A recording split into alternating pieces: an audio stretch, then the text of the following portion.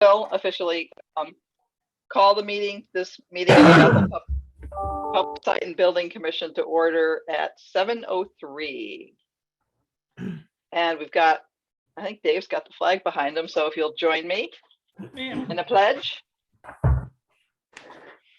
I pledge allegiance to the flag of the United States of America and to the republic for which it stands, one nation, under God, indivisible, with liberty and justice for all.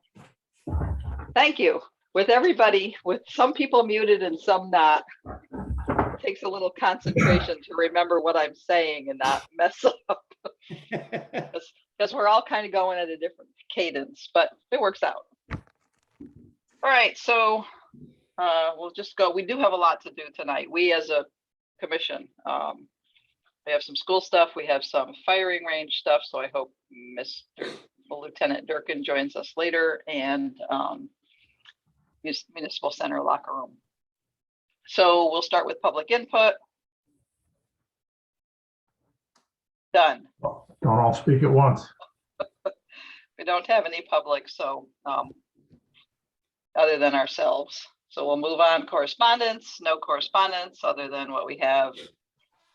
That's part of our regular meeting reports, and approval of meeting minutes is next on the agenda. So I will make that motion to approve the regular meeting minutes from our last meeting, February 3rd, 2022. Second. Dave Olson seconds. And does anybody have anything they need to amend, add, etc.? No. All in favor? Aye. Opposed? And does anyone need to abstain? I think I do. Did I miss the last? I don't remember now. I've missed it. Oh, I think you do, because you last minute something came up and you couldn't be there. And then the only other person that wasn't, I think Dino also wasn't there, but he's not here now. I know he's been away. Not sure when he's due back.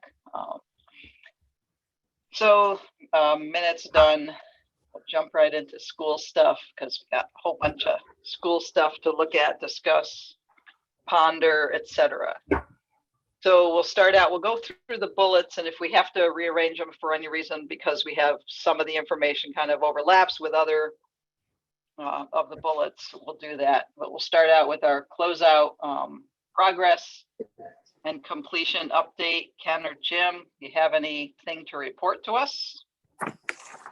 Just we have the pay apps for closing out Ferguson for both schools tonight, and that leaves earth movers in priority. Okay. So is Ferguson part of the pay apps that I picked up that you dropped off today? Yes. Okay, that's what I thought, because I quickly scrolled through. And so you're still working on, you said earth movers in priority? Yes. Okay. Geraldine, do you have anything? This could be a good place to just say that Joe Collada, Perkins Eastman submitted certificates of substantial completion for both schools, which really is just an indication that they're substantially complete, not complete. And each certificate of substantial completion also includes a list of outstanding punch list items. Now the punch list and the certificate are really from like last September.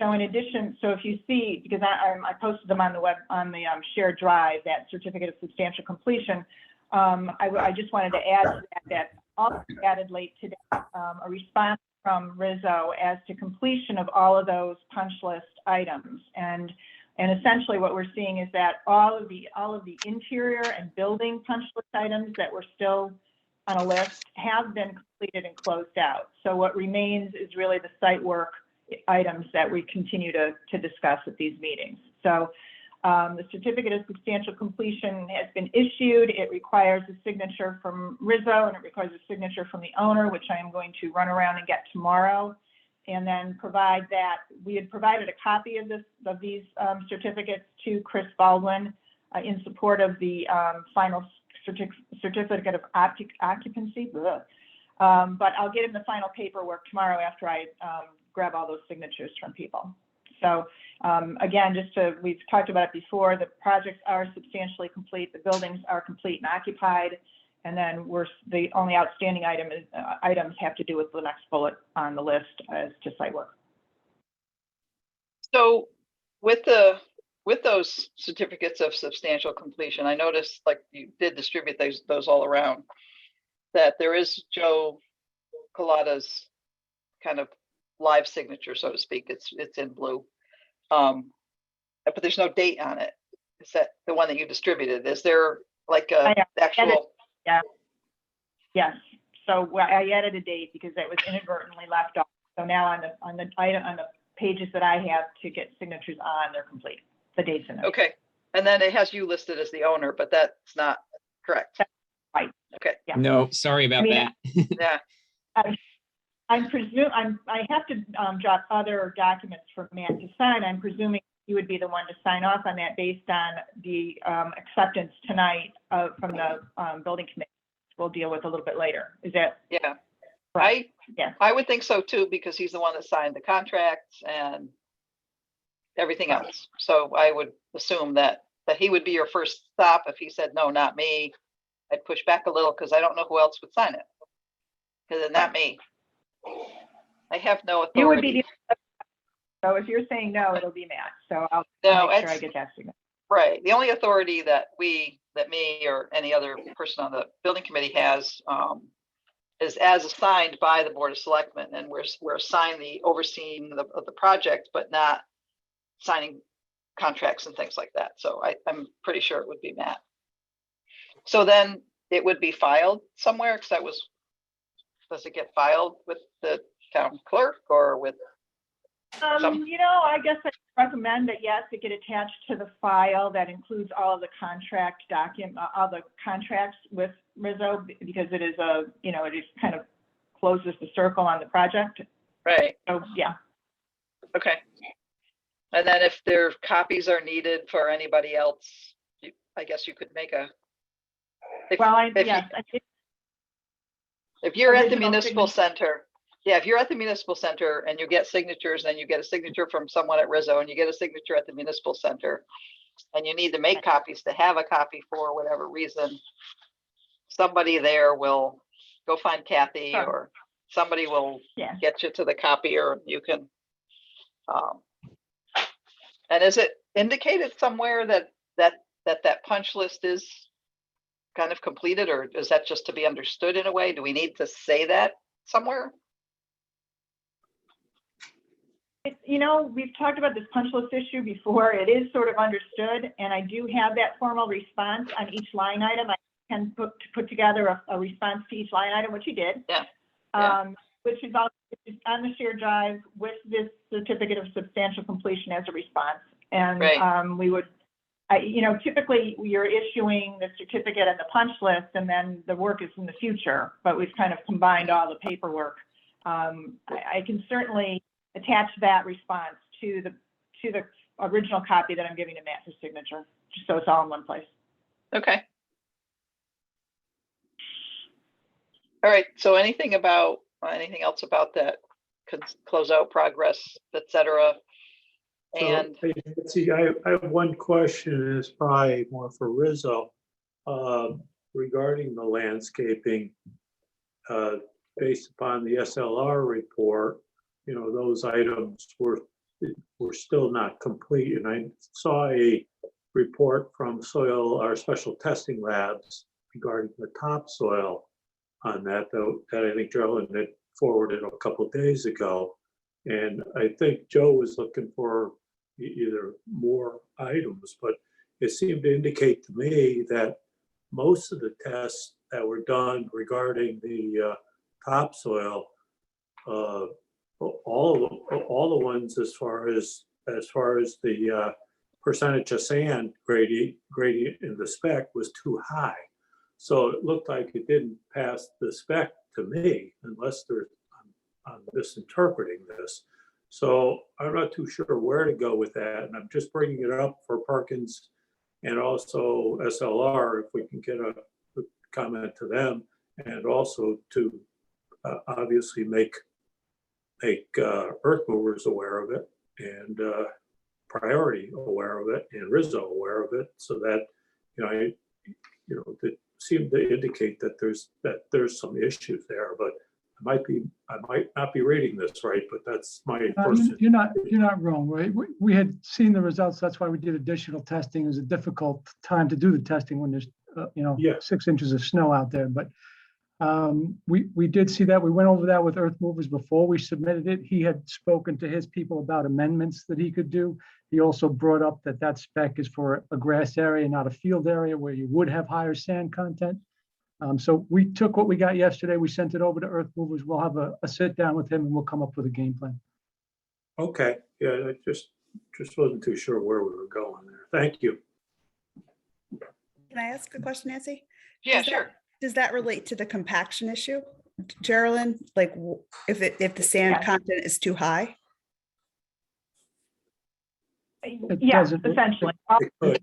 All those results, yes, and the response from SLR to the test results that were submitted, it does have to do with the compaction and the makeup of the soil that was added there. So Jim, what you're saying is, or I want to make sure I understand what you're saying. You are going back to Earth Movers to get a plan to fix the problem. Is that what you're saying?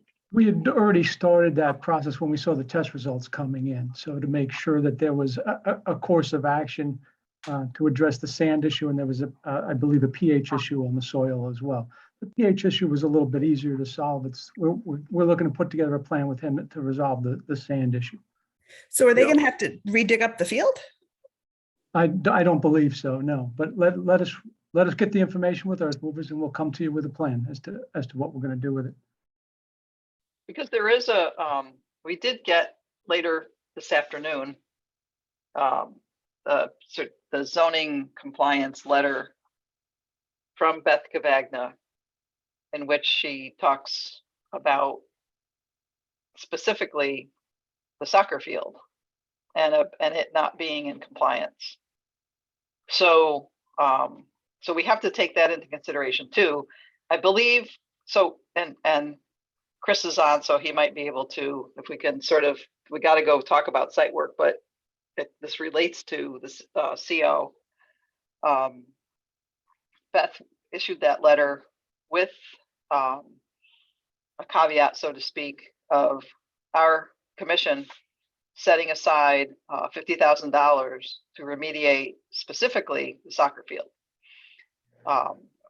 due to the compaction of the soccer field and whatever process we might need to go through. So we're going to have to do that, set aside money from the funds that are remaining to be able to do that. That being said, I don't know then if the certificate of occupancy is now ready. Well, we've got two schools, so two different certificates. She pretty much said Rockwell's good to go, and Johnson, she specifically spoke about the soccer field. I spoke with her at length about it, and so did Terry, Nancy, and she said that, and Chris can correct me if I'm wrong, it wouldn't hold up the certificate of occupancy. No, That they would be able to issue, Chris is nodding his head, that they would be able to issue the certificate of occupancy with the understanding that we still need to remediate the field. right. And when Can I ask a question? Sure, Bob, go ahead. Excuse me, Nancy, but is Beth all set with the retention pond? She's Yes. all good with that? There's no go Yes. back to that? Nope. Okay. The only concern, at least what she communicated to me, and I'm sure Chris could add if there was something different, was the soccer field. Okay. That's the way I understand it also. Correct. So, and Ken was good enough to drop the pay apps off early this morning so I could run over and get them before the snow started, just in case it had amounted to anything more. And while I was there, I ran into Beth in the hallway, and she was in the process of finishing her compliance letters, Right. and mentioned and told me that there would be this part that we had to put aside funds to remediate the soccer field, and how we go about doing that and how we deal with it, what step process we do dealing with both Rizzo and Rizzo with Earth Movers. That's a other process that we have to look at. but it's not holding up the CO. It's just something we're gonna need to do. She basically felt like she couldn't just let that go, because it's not But if- right. Right, So- and she's right, but Yeah. but if Jim, if Rizzo, if Earth Movers didn't do it correctly, then they have to remediate it, correct? What we have to make sure we all understand is what was the contract requirement for compaction. It may be one thing to say this is what we want, but that may not have been what they were supposed to provide. So that's what we'll sit down with Earth Movers. We'll go through it and we'll come back to you and we'll let you know where we're at with that. That's the problem I see with the wording in Beth's letter. But the That's not what the soil, spec said. the soil issue did have a specs issue. Yes, within the- absolutely, yeah. So the sand content to me is the real issue that we have to resolve. You know, how is that going to be remediated? Okay, That's, And this, is the I sand agree. content, you is know, the sand content just for the soccer field, or is that for all No. all the all No, the that's tests- just for the soccer field. Okay, but hey, Jim, all those tests were done on the soccer field? Because every Yes, sir, one of yes. them, you know, it was very consistent that they're about 10% off on it. Yep. So, you know, it is actually quite surprising. yeah, they were all in the soccer field. That's the only place they took the samples. Right. So what Roy was asking earlier about the sand, Roy, I think you were assuming those tests were done all throughout the entire. I didn't know where they were done, and Okay, I wanted to okay. get a better feel. I wanted to get a better feel myself, whether there was a spec on the rest of the area also. Right. Okay, So, so then there's going to be discussion. We're going to have to deal with more of that later, but we can kind of segue into the rest of site work punch list report. So who wants to talk about that? Because there's stuff that still is on that report that, So it was my understanding, and I apologize, I wasn't at the last few meetings. We had Board of Finance and things that conflicted. Is the direction that the building committee taking to have Sunburst remediate the rest of the? no, I'm hoping, Dr. Carver, that, you know, Rizzo can get this resolved. So, you know, I don't think we've gotten to a resolution yet from Rizzo and priority or however, or I don't think we've heard it yet, so that we can at least know what the solution Rizzo is going to suggest. So what's the solution, Rizzo? We had responded, Dr. Carver, to the report. We haven't heard anything back on that response. What we were trying to point out is we need to be careful how we proceed with priority and make that threat of taking over his work, because he's got a case about the condition of the grass back in the spring of the fall of 2020 and the spring of 2021 and what the cutting had done to it. We haven't seen a response to that reply that we put in. You haven't heard it back from priority?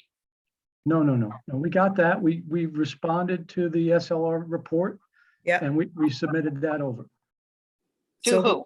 Yeah, and who are you waiting for a response from? That would be coming back from the landscape architect.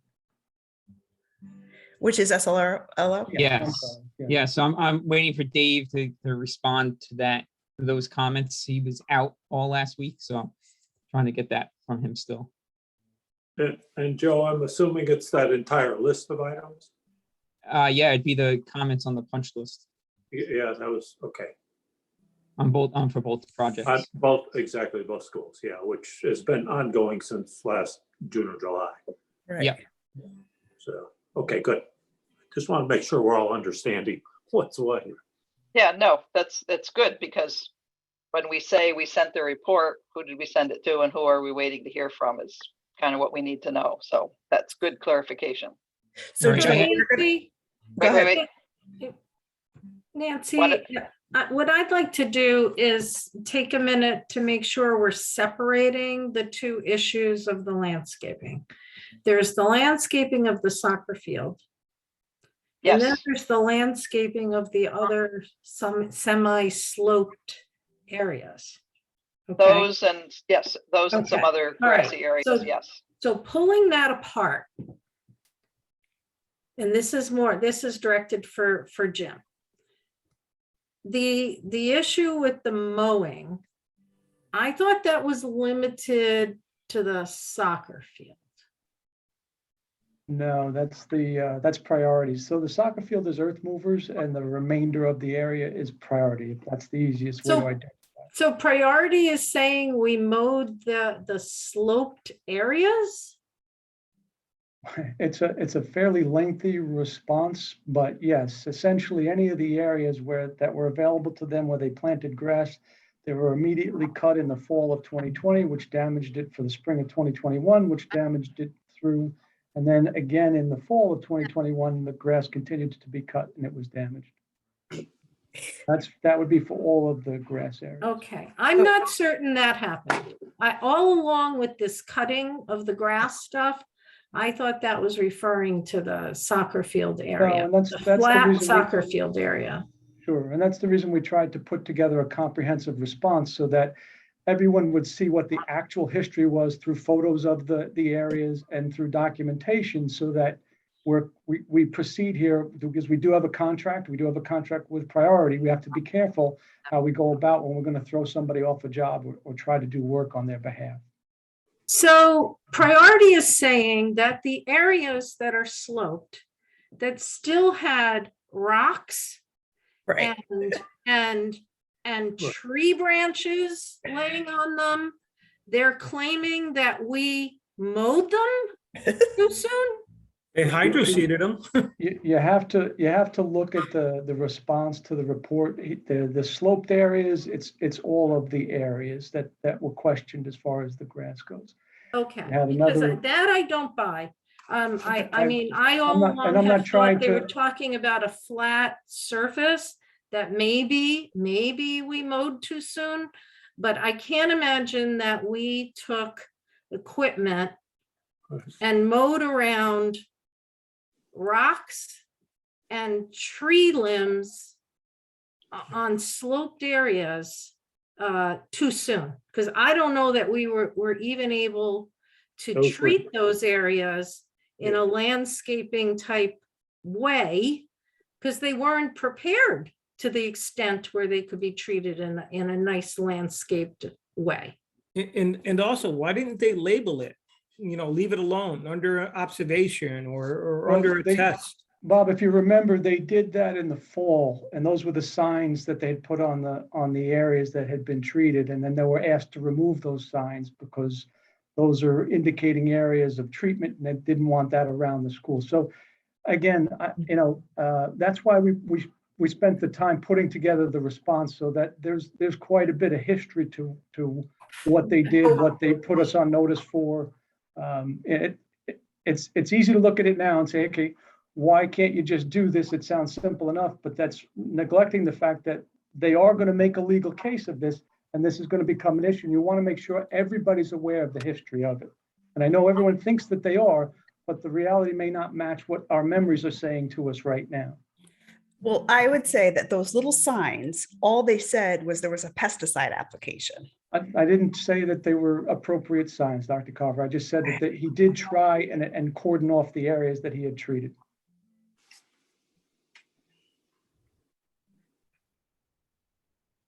So we have to get a response back from SLR proving our case is what we need to do. Apparently, yes. So Joe, when do you expect the response? I will talk to Dave again tomorrow and see if we can get one by the end of the week. Yeah, I'd actually had- like to I- be involved with that, Joe. If you'd like to post me and put me on that call also, because I'd really like to talk to SLR. I walked the site with them a couple times there, and I really would like to be part of this because I agree with everyone on our side here. Things are way out of control. Okay, I will set up a meeting. Thank you. Okay. Hang on a second. We lost Kathy and I'm trying to get her back in. Geraldine, would you like to be on that call as well? That'd be Certainly. good. Yeah, that'd be great. Okay. So we need a response from SLR to Jim, are you saying that you sent priorities response to SLR, or did you draft something using priorities response to go to SLR? We packaged everything together because it's a combination of priority and earth movers. Okay, And did an item by item response to the SLR punch list. okay. Just so I have a sense of timeline. So will they start to work on this in the spring or is it a fall thing? If you're going to reseed, you can reseed in the spring. You get better results in the fall, but you can certainly reseed in the spring. Okay. So one would think that you're talking about April, May-ish. Is that when you Yes. seed? Yes. So it would have to be resolved by that if we were going to take advantage of the spring season Yeah, by next month. Correct. Okay, I mean, I hate to prolong this, but it sounds like we're way off from a solution here. So I'm not holding much hope we're going to be seeding in the springtime from what I'm hearing right now.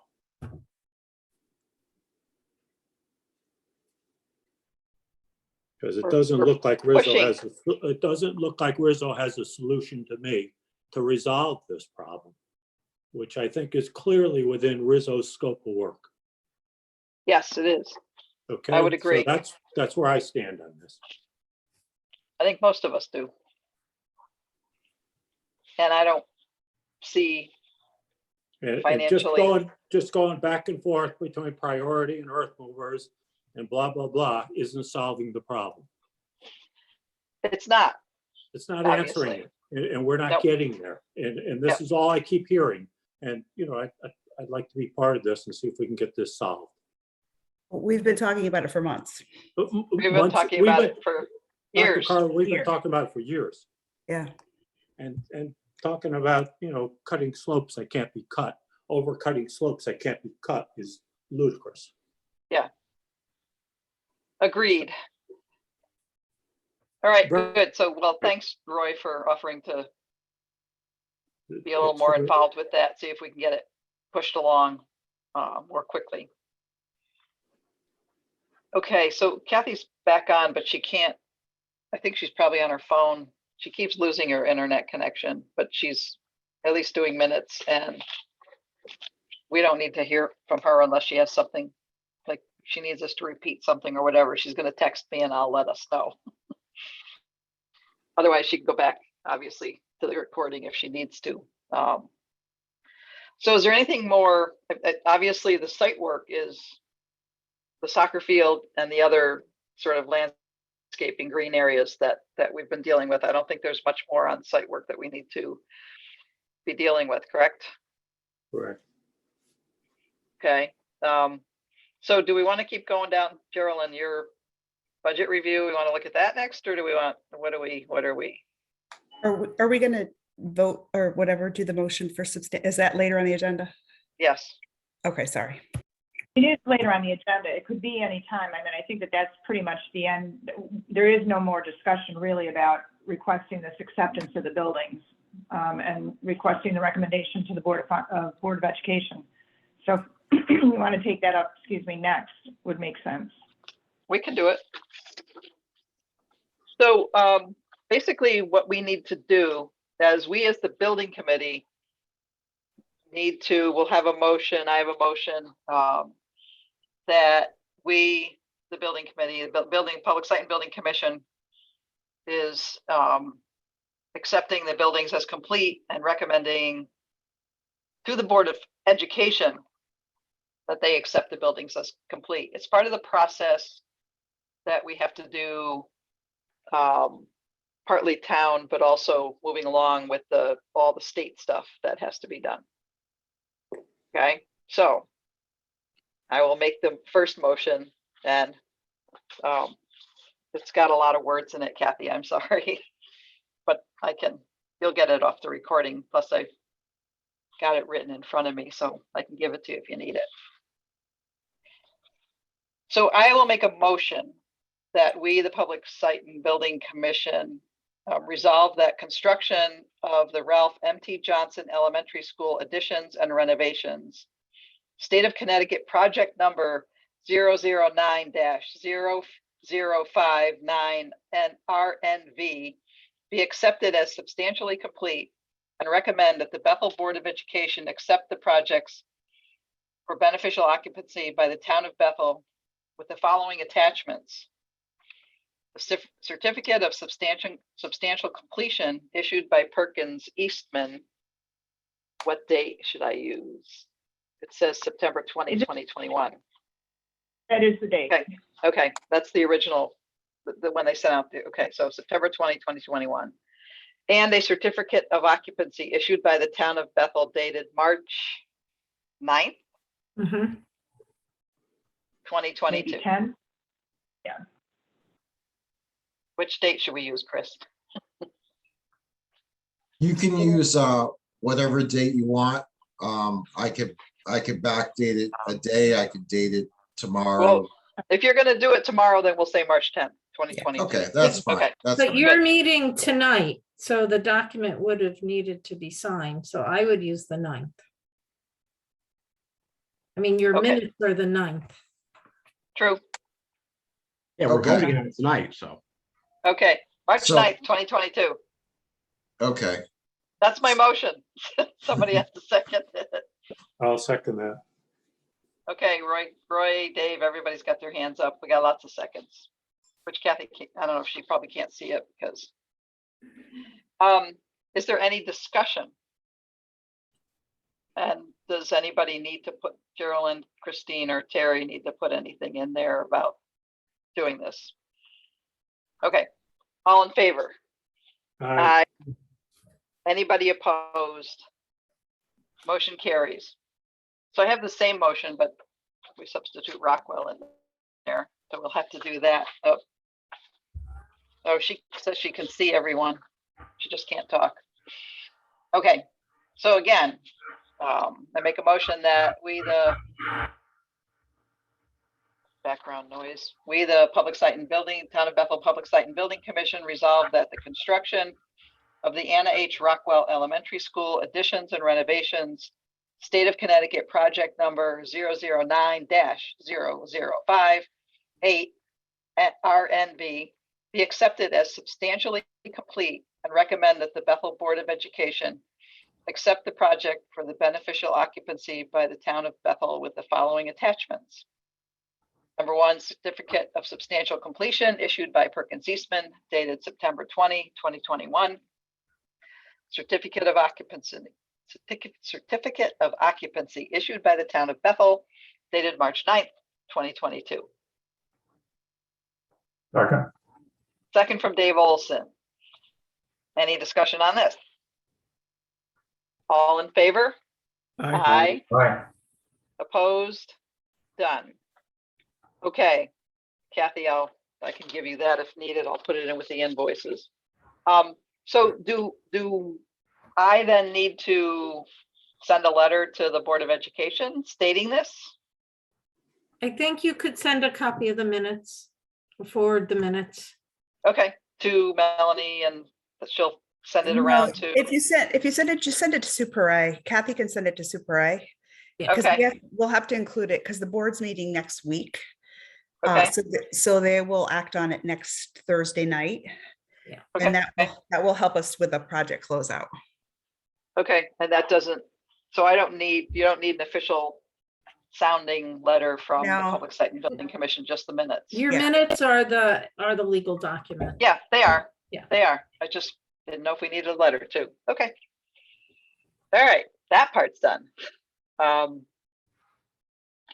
then the motion does say that there are attachments. So the attachments being the certificate of substantial completion and can that just be verbal, or do you need electronic copies of those? No, once she circulates them, I'm sure Geraldine will give us a copy.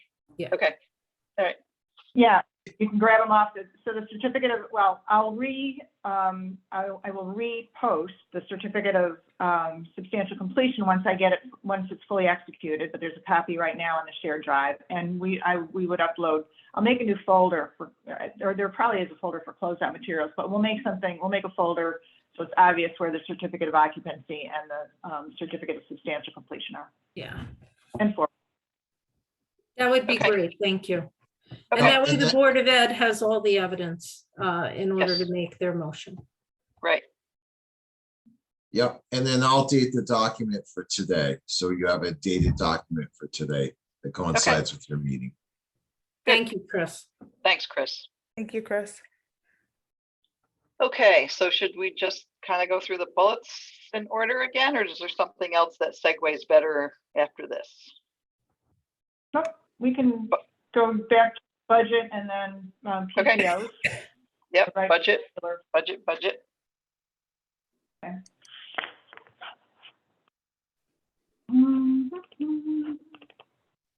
We're going to just jump right to the consolidated statements because the individual budgets, they are posted on the shared drive and I circulated them, but we approved a couple of invoices last meeting and that's really the only change to those individual. What we're seeing on the consolidated statement now is tonight we will look at PCOs that increase the GMP based on the settlement agreement amounts for both Rockwell and Johnson. So the $175,000 that was committed to Rizzo by the town. We had them do formal PCOs in order to work straight, and because the increase in the GMP means we have to submit all this to the state of Connecticut, even though it's not eligible for reimbursement, we still have to complete the paperwork. And the final PCOs for both schools have to do with bond reconciliation. The bond premiums paid for coverage on the projects necessarily increase as the cost of the construction increases. So this accounts for all of the change order increases on each school and the necessary increase in the bond coverage that Rizzo has to carry. So we'll look at those in a minute. So there are a couple of PCOs to review. I am still carrying a line item here of $20,000 for the added door at Johnson. We have a proposal that Bob put together. It's part of the work, so we can look at part of that cost tonight. And then I am carrying as potential additional expenditures, the quotes from Sunburst to complete the work. That doesn't really look right. To complete the landscaping work, depending on whether that hits the project budget or some other method of paying for it. And then at the bottom, we see the standard owner contingency remaining with all of these costs as submitted or as proposed at this point. We are still tracking just under $1 million under budget, even if the town were to absorb the entire cost of the landscape remediation work.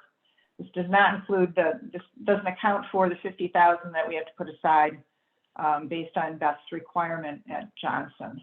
But clearly there's money here if it doesn't resolve itself from the GMP Rizzo contract.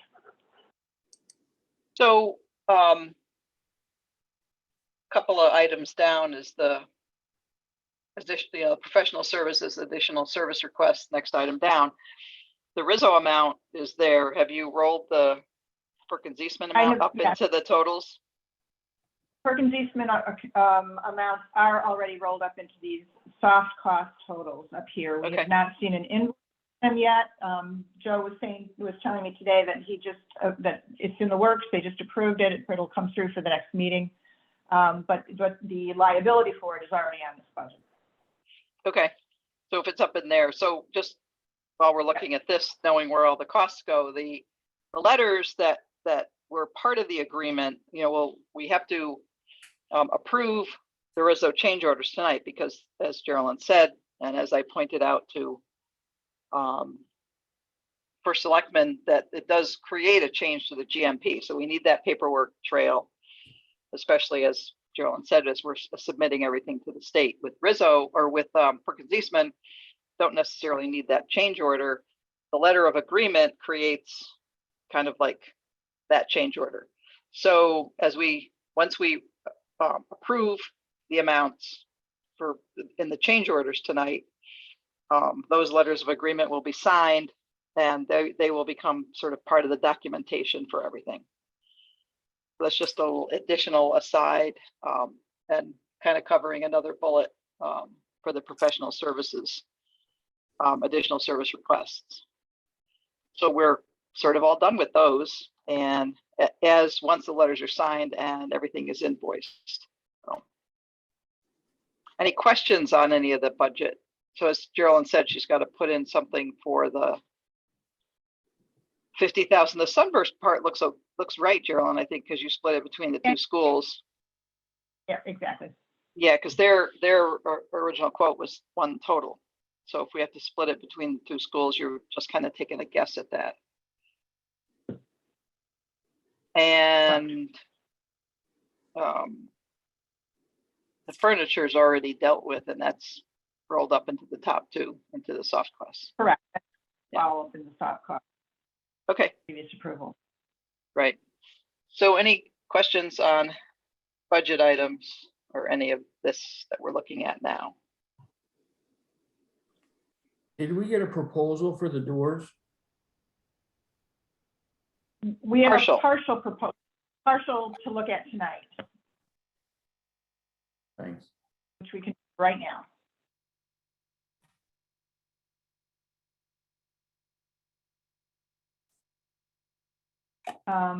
So Bob can speak to this. I'll tee it up. We received a quote to add the double doors in the corridor at Johnson as included on the sketch provided by Perkins Eastman at the request of the school. This is apparently, the reason I say it's a partial quote is because it is to provide the door, the frame, the wall that it needs to set in the corridor, and also installation of hardware as an additional $1,500 down here. It does not apparently include the cost of the hardware, and it does not speak to the door on the stairwell, correct, Bob? Correct. We have a good amount of attic stock that will take care of the hardware. We have a couple of odds and ends to purchase. But to circle back a little bit, we were originally going to use what we had for attic stock for the door, but unfortunately we only have one door. We thought we had two, we only have one. And that one door will not fit in that space. So we'll have to put two matching doors. And then what's still left to do is, and I'll get it tomorrow, Lucido's hookup charge for the automatic holdbacks, but that should only be a couple $100. That's not going to be very much. So you just need automatic holdbacks. You don't need alarms or anything on those doors. No, the holdbacks are just a 2-wire loop out from the door down the hall. Right. So like it continues the loop. So there's nothing really special there. Okay. And there's no door alarms on there. That's an interior door. Right. Okay. But you do think you have the correct hardware to add to this, so no cost on the hardware other than some small amounts? Yeah, when he rushed me this quote this afternoon, and I didn't have a chance to go over all the list of hardware to make sure he has it. I'll do that tomorrow. But he did give me a good thumbs up when he looked at the pile of stuff we had the first time. We're like 80% sure we got it covered. Okay. But if not, we're not talking about a lot of money for what's left to do. You're seeing the bulk of it right there. Mm-hmm. So you'll have something kind of more concrete for us to look at our next meeting so we can approve and go ahead with it. Yeah, well, way before that. Yeah. Okay. And Bob, it looks like you're staying well within Geraldine's estimate. Yeah. Okay. Yep. Okay. But also, if you notice down below, he put if it's approved, he'll need that 6,000 in order to order the double doors, a deposit. So is there like a purchase order kind of thing that we need to Well, do with? I'll yield to Terry on that one. Well, I would actually do it through finance, have Sebi issue a purchase order and the $6,000 check together, And then when the bulk, when the rest of the invoice, when the actual invoice comes in, then the building committee can approve the balance and pay the rest. So Bob and I can talk to Sebi about setting up a purchase order for this, if the Okay. committee wants us to move forward with that. So do we need to do, like, approve something tonight? Is that what we're looking at doing? Yes, this amount to cover the cost of the door, the installation, the, kind of wall that the frame sits in, everything other than potential miscellaneous door hardware and the Lucido charges to do the associated electrical. But yeah, I would approve this. We can get this ordered. Okay. So I'll make a motion that we approve the quote from, what's his name? Ed Keoch. From Edward Keoch Construction for the installation of the double doors at Johnson in the amount of $10,200, which does not include any additional hardware or any electrical. Should Nancy be including that 1,500 down below? Yeah. For the panic bar, or do you not need a panic Yeah. bar? Do you need that or not?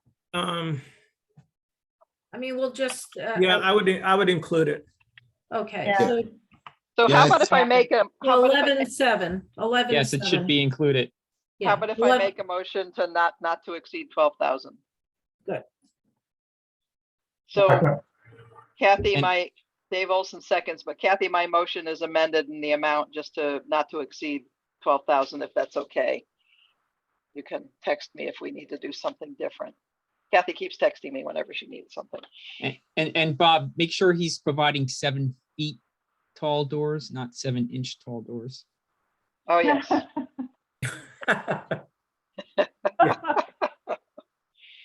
Not all of us are as tall as you, Joe.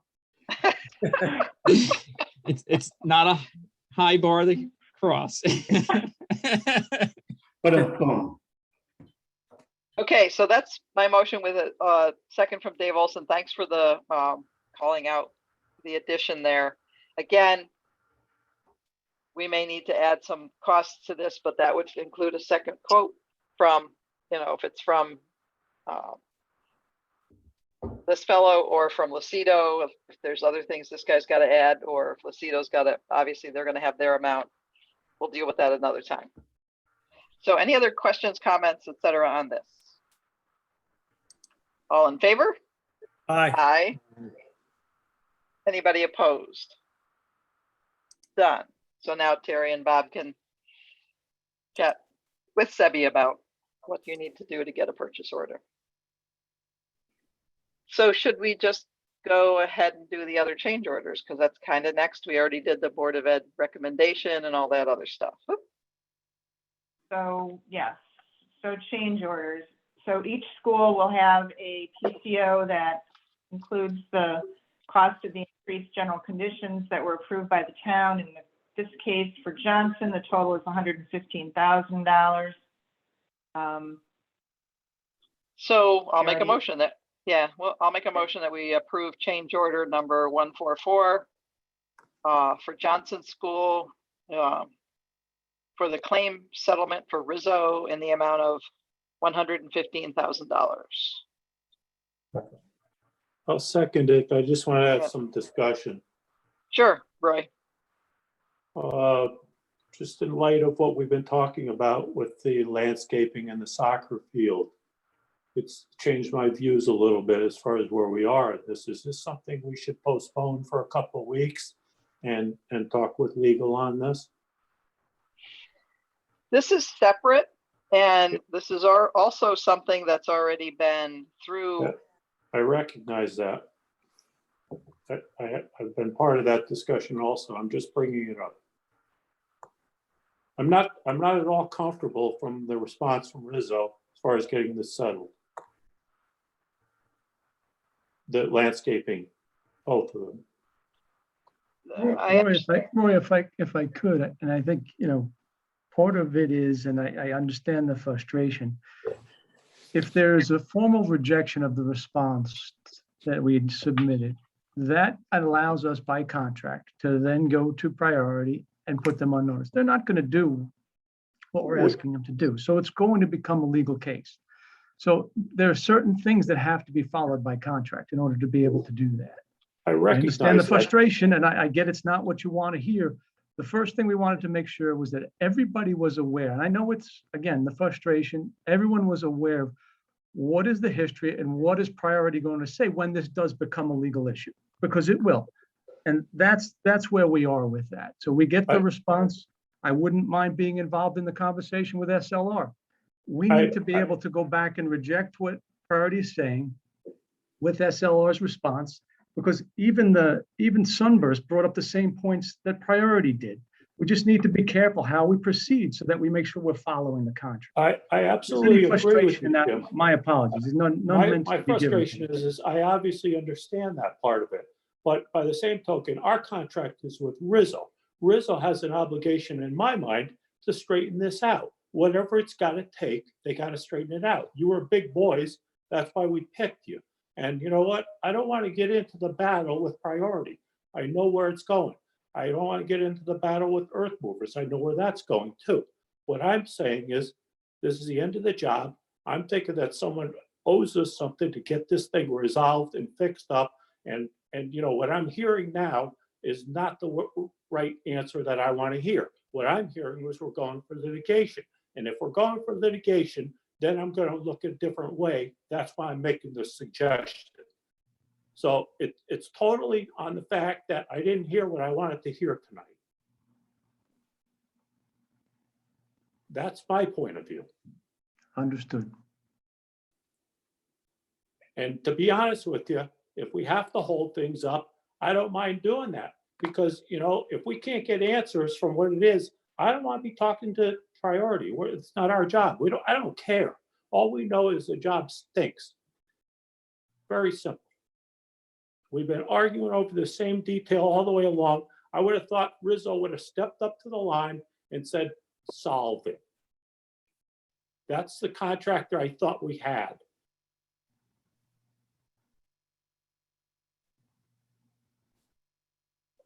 Understood. So I'm hoping we can resolve it that way. Otherwise, I think we have to look other ways. And that's why I'm making a suggestion of what it is. So I still stand by my motion. I think we ought to hold this up for a couple of weeks. I agree with Roy. I don't know if we can because of the claim settlement discussions and paperwork that's been happening between Rizzo and the town. I recognize that, Nancy, and that I'm not too sure either. I'm just, And I understand where you're going with it, Roy. I mean, Yep. And sometimes you got to play hardball, and you know what? Sometimes that's what you got to do. I'm not at all comfortable doing it that way, but we're not hearing the right answers here. Dave, I mean, Also- we're potentially, in my mind, we're potentially looking at least $100 grand here. At least, depending on what the soccer field takes to do. If that soil doesn't meet it, and in my mind, it's too sandy, it ain't meeting it. So I don't know how they're going to remediate that. So you're looking more than probably best possible $50,000 item. If we had to do it. It's different if Rizzo is doing it with earth movers. But if we have to take care of that, that could be potentially very expensive. So in my mind, I'm thinking that we're looking at $100 grand at a minimum.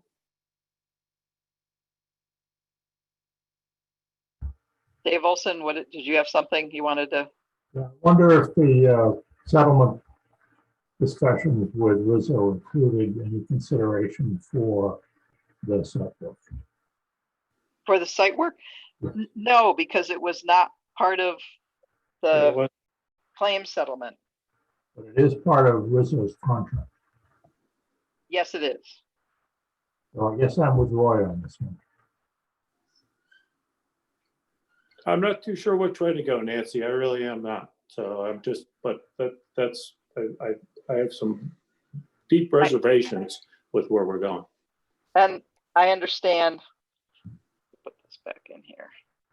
I understand that, and I understand, and we have, I understand at times wanting to withhold funds to make sure that certain things get done.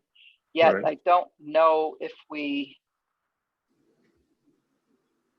I'm not sure how to put it. I don't know if we have the authority to do that with this, because this is something that was negotiated between Rizzo and the attorneys. I recognize that, but there's, many, these couple additional items have come to light that were not part of that because none of us had any expectations of thinking that the dollars were what they were. It clearly, in my mind, if we knew what kind of dollars we were talking about in this 100 range, it would have been brought up with the negotiations at that time. That was clearly not what we were looking at that time. But I don't think that those would have been part of the settlement negotiations, because the I claim, realize that, and I hate to wrap apples and oranges together, but sometimes this is the only way it works. I totally recognize that. okay, We have no leverage if we approve this invoice tonight, this change order. yet I'm not There's no sure if, leverage for the sidewalk. I'm not sure if we're, covered. Yeah. we don't, but I'm not sure if we're allowed to, we would be allowed to use this as leverage, and I cut Geraldine off, so go ahead and say what you need to say. Originally, I was told by Matt, but also I think there was an email from the attorney that this was a negotiation between the town and Rizzo that did not have anything to do with an approval by the building committee, and that they did not require, in fact, the agreement says that the funds will be paid out within 7 days of executing the agreement, which has come and gone. And that the town did not need an approval from this body for an approval of this, did not even need a formal proposed change order or a change order in order to make a payment on that settlement agreement. So you may choose to hold up approval of this PCO, but I don't think it will have any effect on whether Rizzo gets a check for the amount of money. And in fact, the PCO to formalize sort of the paper trail for changing And Roy, we're not making an issue of this. I don't have a problem with, what you're saying. If that means that, we've already ignored the 7-day deadline, we're not looking to make it an issue. I understand what you're concerned about here. So we're looking to get you an answer, get this resolved for you, and then we'll have a discussion about cleaning this up.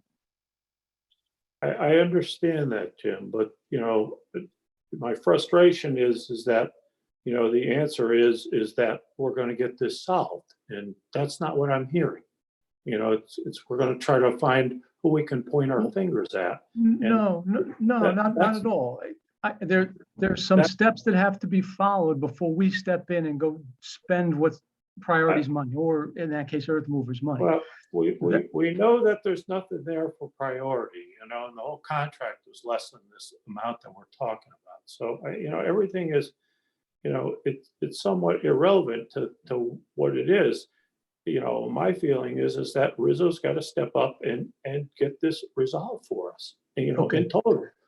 And I don't really care about the different processes. I hear you totally, but you know what? You should have been doing this months ago and got this resolved. We've been dealing with this for months and months and months.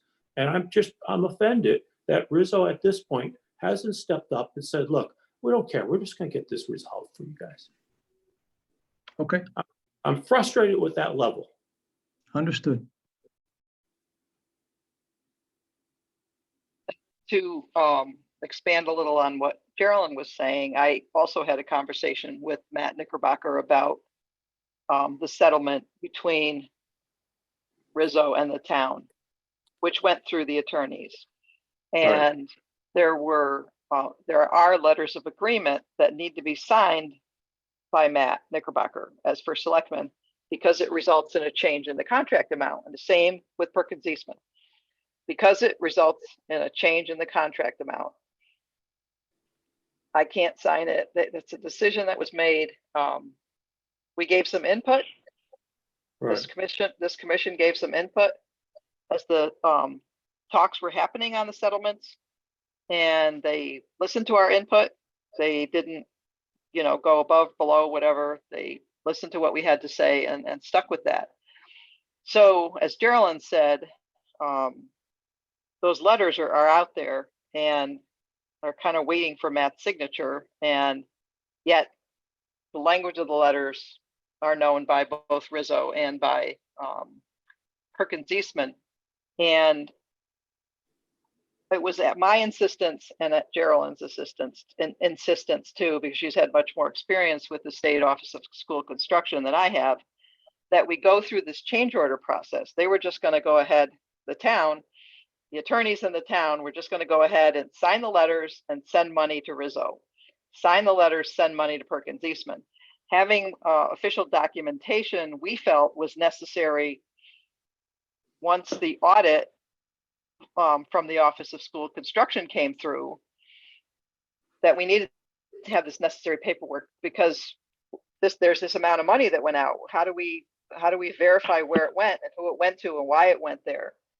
And I think the town would also need it when an audit is being done, as the town's finance and books and all that are audited every year by an outside company. So it was at like I said, my insistence, and then Geraldine added a lot more weight to that with her years of experience dealing with things like this, that we go through the change order process. Otherwise, we wouldn't be seeing these change orders, we wouldn't be voting on it, and we wouldn't have anything to do with it. And that's just an explanation of why we've gotten to this point. I understand 100% what you're saying, Roy, and your frustration. I have to say I'm extremely frustrated with the whole process of the landscaping. I will state too to Jim and Ken, and take it back to whoever you need to take it back to. This has been way too long, dragged out for much longer than it should be. And I would say much more priority than earth movers. They just didn't do the work. They're throwing it at the whole, we cut the grass too short, we cut the grass too soon, we let the kids run around on the grass too soon. The kids weren't running around on that slope. So whatever they say, I know we don't have as much documentation as we possibly could have to prove them wrong, but that's it for me. I don't know if anybody else has any input on this. Yeah, I think we got to process the invoice for the 115. I realize the concern everybody has, but there is a process. And unfortunately, when you enter into these projects, you're going to get a portion of, excuse my French, deadbeat contractors. It just happens. It's the nature of the bed inspect world. I would just say that we have to process the invoices. I was involved in this in the very beginning. I thought it was the decisions that the attorneys made. Yeah. I'm not in the position to buck what the attorneys worked out as a volunteering board member. Yeah. The thing that I would say is we're at the point, and I think Rizzo knows it, that we got to draw a line in the sand with priority and take it to the next level. Send them a registered letter. I don't know what the policy is. Send him a registered letter that we're taking legal actions. And then it's somebody way beyond this group tonight to make that decision on what case that they have. It's unfortunate, but it's the way it is. We don't have to, I don't see us having, in the beginning when we started out this, I sat in Matt's office with the attorney, and we came up with this, right? And then it just carried out. At that point, it was working out the values, but we're unfortunately, we're not in a good position. But I would just say to Rizzo, if they could just comment on, what the next step is, excuse me, and when's it gonna take place? And we follow it. That's all. There has to be a point where you have to pull the cord, right? And somehow, somewhere, either it's Rizzo's attorney, our attorney, I would imagine it's Rizzo's, but contacts Priority and says, hey, listen, we're taking you to court, or, whatever the action is, there's gotta be something. The problem is that there's not enough money in the Priority contract to take care of it either way, so, it's. That's something they're hoping- unfortunate. Yeah. So That's- I'm not- And that is, But maybe you got it, maybe it's legal action. yeah, Then it's damages, right? right. It was something that didn't take place, and the town has done that before, right? Didn't they have another project at the high school? And they winded up winning? Yep. Right? And we used the same Yes. attorney as. Yes. Yep, so Yep. unfortunately, I'm in favor of paying the invoice, and it's gotta follow the process. Yeah. And it does state on this Process, but it's change, the process. it does state on the change order that this is based on the claim that was submitted over a year ago, January 2021. And that claim had, if you remember, when we got it, pages and pages of, and there were different sections for different issues that Rizzo was bringing up as why they should have, or why we should approve additional services funds for them. Totally separate. But I also understand where Roy's going. No, I Right. do. I understand everybody's Yep. frustration. Yeah. But it's unfortunate. It's almost like one thing doesn't have to do with the other. I agree with it. No, But- this is a totally separate negotiated deal with attorneys. Yep. We took it so far and then the attorneys took over. That's the way that's my short version. Mhm. Does anybody else have any other input on this? Is there a final step that basically closes out the Rizzo contract? Yes, So the priority work is part of that contract, right? yes, So we can't close out the Rizzo contract without resolving that issue. correct. I'll vote to approve this change order then. Okay. Any other input on this? Are we ready to vote? All in favor? Aye. Is anybody opposed? I'm opposed. Roy's opposed. Okay. You got to tell me because I can't see all of you, so I can't see if you're just raising your hands. Since you're all in a little thumbnail thing there. So that carries. And now we have the same type of change order for Rockwell, and it was basically there was a total amount that was the settlement, and we just sort of came up with an amount to go to each school. So I'll make a motion that we approve change order number 138 for Rockwell School for the Rockwell claim settlement with Rizzo in the amount of $60,000. Dave Olson seconds. Any more discussion on this? Pretty much the same thing we talked about before. Anything else? All in favor? Aye. Aye. Aye. Is anybody opposed? I'm still opposed. Okay, Roy's opposed. Thank you for saying it because, like I said, I can't see everybody with the little thumbnail on the side there. So this motion carries. And as So- I started to earlier, for each school, there is an increase in the bond premium due based on the total amount of change orders, change order 1 through 11. And for Johnson School, at $5.55 per $1,000 of value, this bond reconciliation is $5,655.45. So I'll make a motion that we approve change order number 145 for Johnson School bond increase in the amount of $5,655.45. Dave Second Olson, that. yeah, Dave Olson seconds. Carolyn, did you have something else you were starting to say about this? Only, yeah, I should have waited for the discussion. Only to say that it is typical to reconcile the bond at the end of the project when we have the total dollar value of the change orders, since it kind of goes up and down. Instead of assessing it, a bond increase with every change order, it's typical to do this in one lump sum at the end. Okay, good to know. Any other input here or questions? All in favor? Aye. Aye. Is there anyone who's opposed?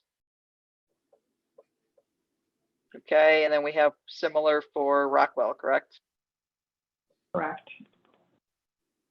Larger value of change orders, and so the value of this bond reconciliation is a little higher.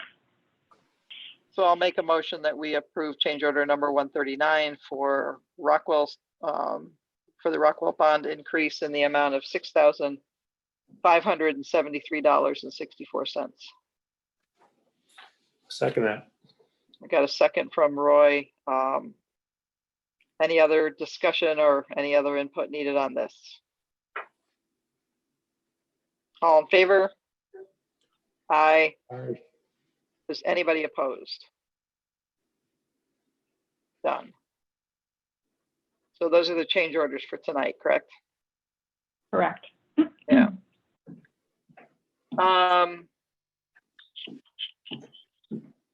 So the other two things we have are invoices and possible executive session on the corrective site work. Yet I'm not sure if we have enough information to go into that discussion right now. I think we may still need more information after we get reports back from SLR for the response that was sent to them. Is correct? Probably be best. Yeah, so we'll wait on that. Because everyone has seen the proposal from Sunburst, and we just recently got, more information, obviously, from land use and zoning saying soccer field needs to be remediated, etc. So, but again, as we've discussed numerous times tonight, we're still doing back and forth responses between subs and the architects. So we can wait on that. So I think we can do invoices. Unless we have, is there anything else I'm missing? I do have one question. Sure, John, go ahead. I even hate to bring it up. Where are we with the solar? Oh, yes. So, Yeah, like a Yes. piece of gum on my shoe. I can't get yes, it. but I'm Yeah. glad you did, because Yeah. I forgot to get, I know there was supposed to be a meeting and I haven't heard anything about it yet. And I don't know if Bob knows anything more, but there was paperwork that was submitted by the Advanced Energy Efficiencies, is the name of the group that kind of was overseeing the project. JD Solar was the installers. There was paperwork that was submitted to several different people in the town saying, here's the paperwork. And none of us understood that we were supposed to fill it out and have it dealt with. So that's in process right now. Yeah, well, the chairman who put the solar panels on our building should have done that. No, because it has to be signed by, I think they should have, that commission should have been pushing it along and making sure It all can't the be that- appropriate. Yeah, it has to be part of the closeout process. Did all the forms. Right. And I think that once the paperwork was sent to several different people and saying, here it is, get it taken care of, they were done with it. So, and I don't know if Geraldine, you have any other way of looking at it. I think that's pretty much where we are. Yeah, only to agree with John that there should have been somebody Following up. marshaling the project on, right? Yes, yes. So they're in process right now with the group, Advanced Energy Efficiencies, and along with Matt Knickerbocker, because he's the one that has to legally sign that they're done.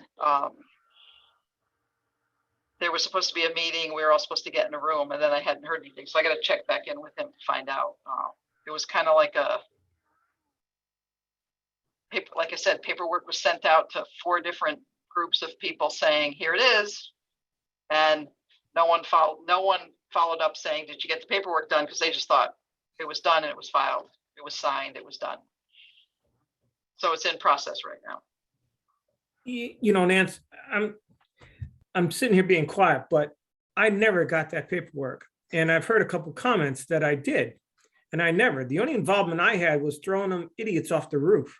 Yeah. That's the only involvement I had. Right, but there was, Bob, you were part of a group of people that were emailed with the forms, including Chris and me and other people, and I don't think any of us knew we were supposed to do something with it. And Okay, I'll agree with that. Yeah, I'll agree with that. It was probably in an email. Yes, and basically the email said, here are the forms. Not, you need to have somebody fill them out and sign them, or you need, because the 2 different schools had 2 different manufacturers supplying the products, and so the 2 different manufacturers needed different paperwork. So one was much more, there were more pages and things and stuff, and then there was one that was just 1 page. And again, I don't think any of us in that email, it didn't say you need to, like you, Bob, or you, Chris, or you, Nancy, or anybody else who was part of that email, you need to take care of this and get somebody to deal with it. It was, and I'm, you know, if we do have a in-person meeting with these folks, I'm going to say you need to be a little more clear. And I think Mr. Craddy needs to have his commission be a little more Responsive. forward thinking and responsible for, because Bob, I think not just for these 2 schools, you're going to need something on the, I would assume on the track and field house too. Right, and so far, I don't have anything on that. But I'm not sure though. I have to check with the donor who donated the building to see if she received it. Right, because there's what I'm understanding is we're trying to keep the warranties in place, and so if the warranty is for a year or 5 years or whatever, if the warranty on the track and field house is past its date, then maybe it's not necessary. But there must be some sort of paperwork with that installation on the track and field house that says if there's problems, we're going to take care of it. If we drilled holes in your roof. Do you think maybe they sent it to Claris? I don't know. Track and field house is not our problem. It's not our problem. Don't even discuss it. Well, but Bob is, we're off target here. Yes. Way off target. Well, we're not. It's not that we're not. No, but it goes. It goes to the character of Mr. Craddy. Company. Right. Yep. Nancy, those roof warranties are 20 years. Okay. So John Perna is correct. We need to get all the Yes. signatures, all the forms, because that's a long time that Bethel has that warranty for. So we want to make sure they're in place. Yes. I'm in agreement. Yeah, I've been involved with some of these roof situations, and the contractors are typically the ones responsible for getting the warranty company out there to do the inspection after the installations. And I agree with you 100%, Nancy. When we received those emails, it said, here are the completed documents. Nowhere did it instruct us to do anything with those documents in any way. And it really falls on the contractors to get the inspectors out from those companies, do those inspections, and issue the warranties. That's typically the responsibility of the contractor. I'm making a note to myself. Were there permits taken out for that? Yes, the permits were issued, inspections were done, and a certificate was issued, final certificate for all of the solar work that was done on the roof. My electrical inspector did those inspections. Thank you.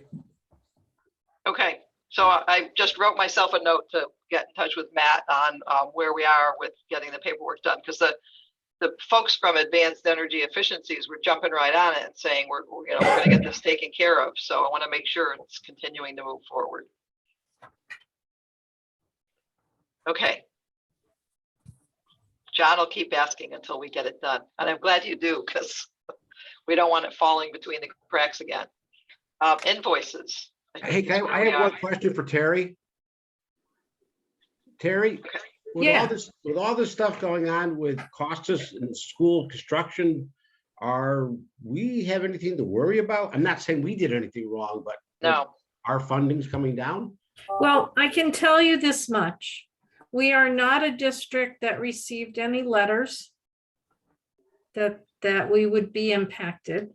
Okay. Several districts did. But and it was in the paper which districts received letters that altered their percent reimbursement. We were not part of that. We didn't cut any special deals. So I'm not expecting any kinds of letters.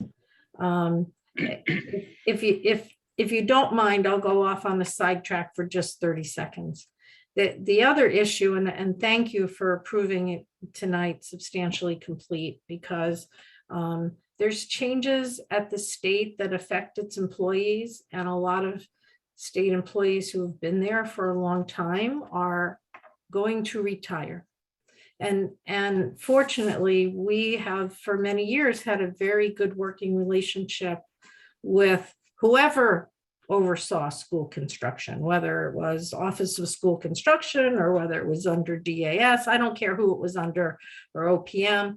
We have maintained very good working relationships, and we're excited to be able to wrap it up, and for me to work with Geraldine and get our final paperwork in.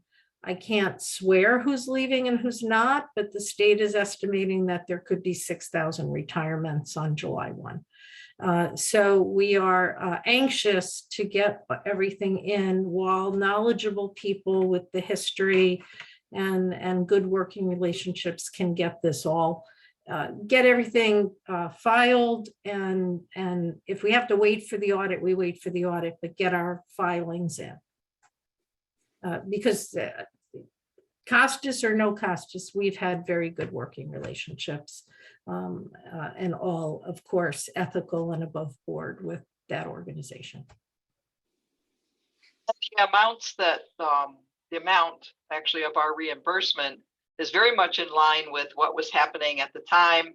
Yes. For the types of projects that were happening, plus equal to our project. So I would agree, we don't have much to worry about yet. It would be good to have familiar faces to work with as we do the closeout process. Now we can do invoices.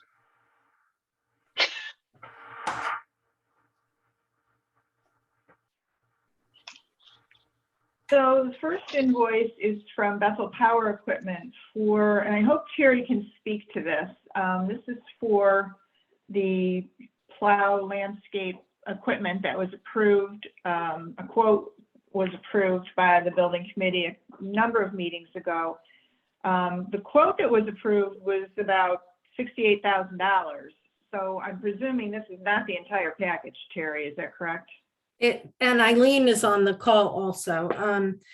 So she's familiar with the details. This is for the main piece of equipment, and I think the cab that goes on it, but there are other attachments that do different things that are not in, that are maybe stuck in the supply chain. So, but this was a main part, the main tractor. And so rather than hold the vendor up with cash flow, we were bringing this forward.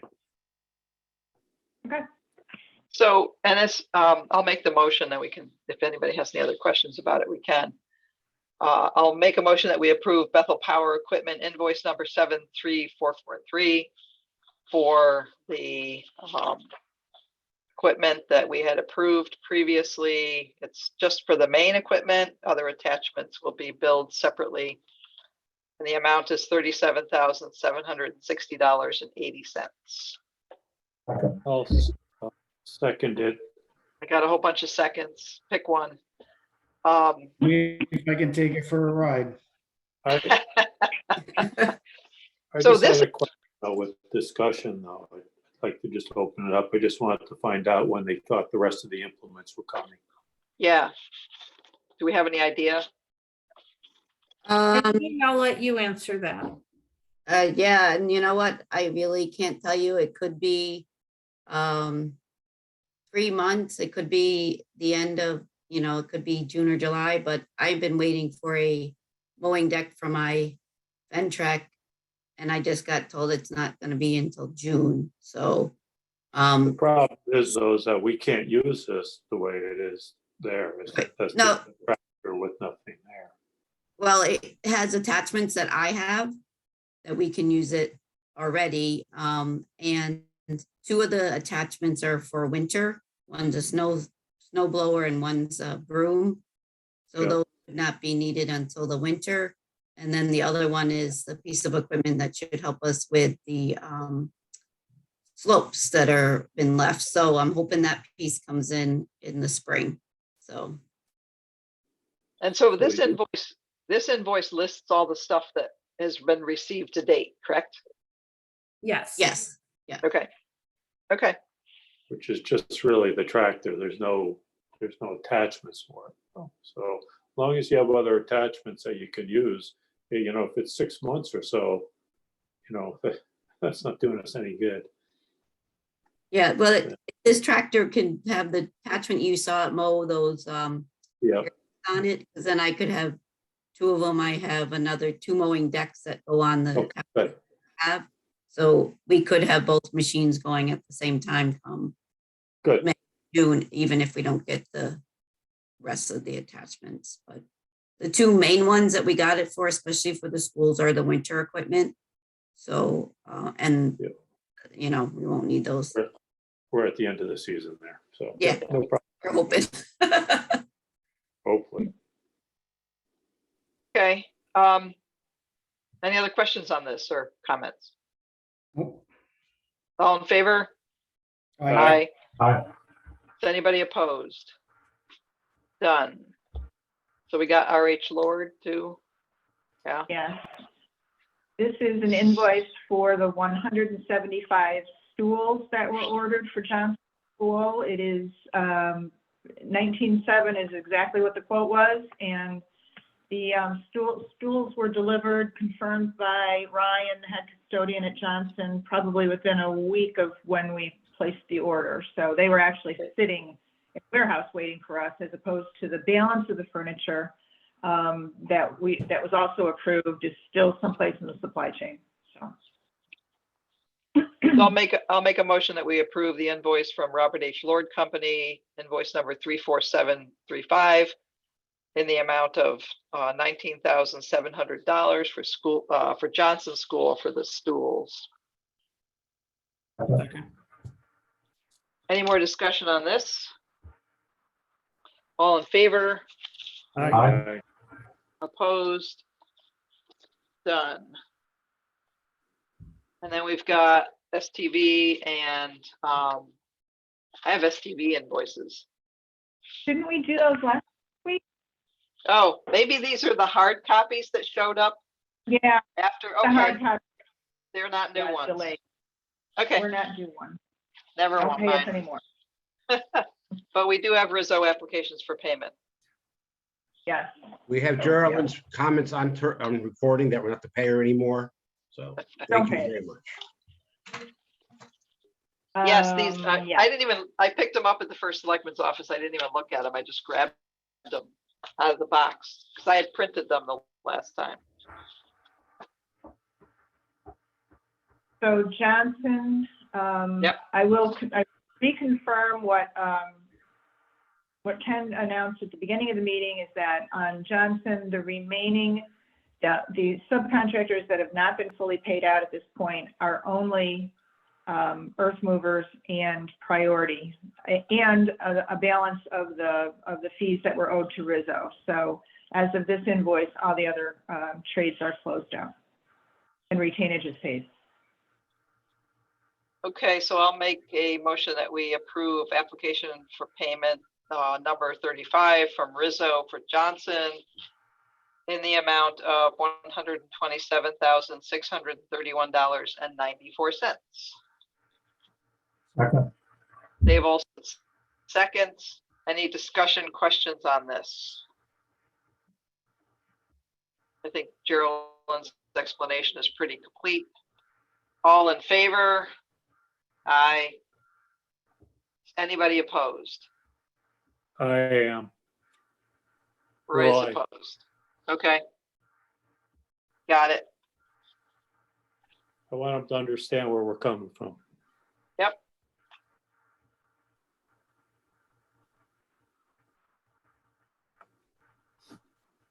And similarly, we have application for payment. I'll make a motion that we approve application for payment number 35 for Rockwell School in the amount of $82,509.84. second, Second from Dave Olson. Any comments here?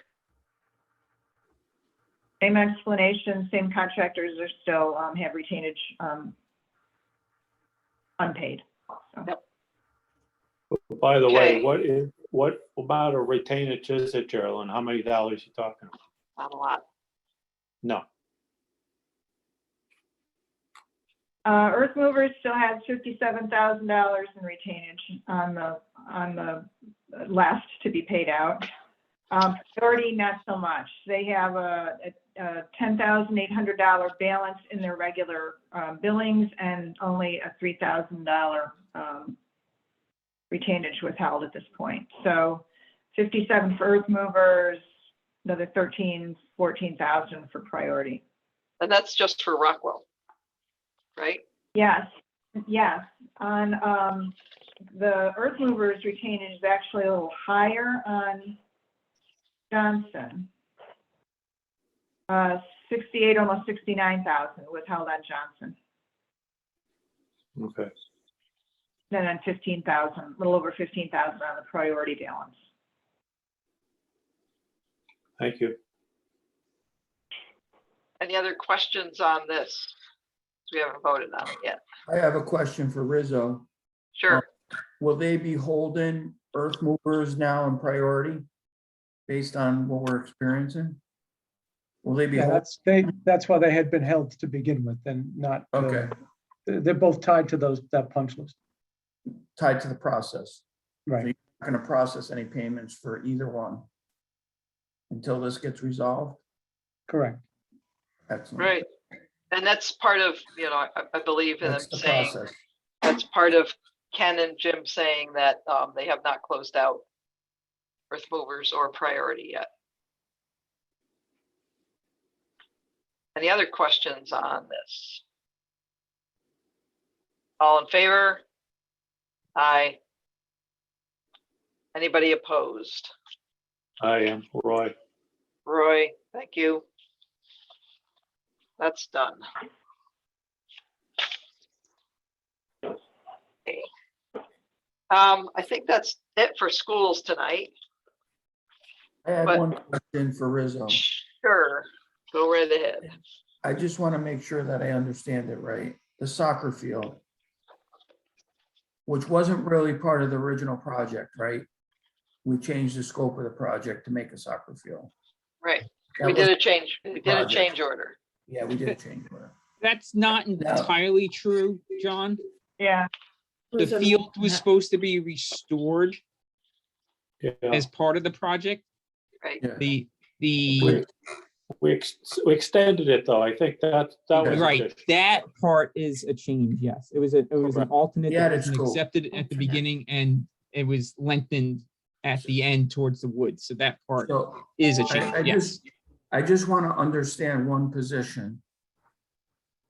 is that field soil samples were taken and the makeup of the soil, right. But we don't know if the not right part yet was in the original specs to match up with that, right? Is that correct? Somebody can No, answer for me? the soil composition was in the original specs, yes, Correct. For the field. for all the lawn areas on both projects, yes. Okay, so what we're saying is that the test results that we got back from the samples, earth movers didn't put the right soil down to match up to the specs. Because Roy was saying they had a high sand content. Sand, yes. Okay, Right, and we also requested additional information in the response to those soil samples that we're waiting to hear back on. right. So then when you get into people saying the compaction, is the compaction different than the soil makeup? Or is it compaction relates to soil makeup? Yeah, I could relate to it. I mean, you know, each one is a separate item. Okay. You know, we're not Okay. gonna know what the compaction is gonna be, whichever soils it is, you know, but if it starts off with the wrong soil, you know, it's obviously gonna affect the compaction. Right, okay. And the thing that was quite noticeable on this was you know, it was the sands, and it was almost consistent at 80%, and you know, they were Right. looking for 70. So almost every single test there was over. You know, the pH is one thing, they can lime it or whatever they have to and straighten that. But when you're talking about the soil itself, that's a whole different matter. Right. So, and this is just came to light now, you know, that's why I have my reservations to where we're going on things. You know, if we had known about these things, you know, a year ago or 6 months ago, when they were put down with the original ones, you know, or last summer, I think our discussion would have been a lot different. Right. Roy, I completely understand. It's just a frustration level that I have. No, And the more we get into it, the worse it looks. yeah. Can I ask a question? I think we're all frustrated, like extremely frustrated with it. I'm frustrated that we're not getting answers. That's what I'm frustrated about. Yeah. All right, but we have some solid data to go on. Right? It seems like we do, just what we're based upon right now. These are things that I just saw over the past, I don't know, 4 or 5 days, whatever it's been. So is it safe to say that earth movers came in and they put 6 inches of soil on top of the soccer field? Is that the way I'm reading this? We haven't even gotten a result on that. I don't see anything that shows the 6 inches. This is just saying that the soils that they tested there don't meet the gradient. What you're looking at is the gradation test results. And then the makeup of the material there. So this is what now we'll go over this with earth movers. We did give him these test results before we even submitted them, because obviously we saw where they were. So and that's what we're going to do with him now. So if he has to come in, and I'm thinking just hypothetically, if he has to come in, he says, I put the 6 inches, but the soil's not the right makeup. I got to skim 6 inches off the top, and I got to reapply the right composition of soil. We have over 100,000 of his money, 150? Yes. 125. Okay, that's it for me. Thanks. Can I ask a question? Is this material he brought in, or is this the filtered stuff from that big mountain that we had there? I think it's stuff that they screened. I believe Bob, there were screened. I do think it is a mix, Bob. You do have some, and you do have some results from the area where he brought material in, and then the majority of it is from on-site material. Oh, okay. Thank you. Can I just add one thing as a Sure. and we're all talking about soil samples. and everything like that. But you guys have to realize for 2 years or over 2 years, there were heavy machineries driving on that field, piles of dirt, dump trucks driving on that field, which adds to the compaction. And based on the soil tests you have done and the soil tests I had done, you couldn't even get a probe down after 6 inches because of the compaction of the vehicles driving on there. And that's more of the safety issue.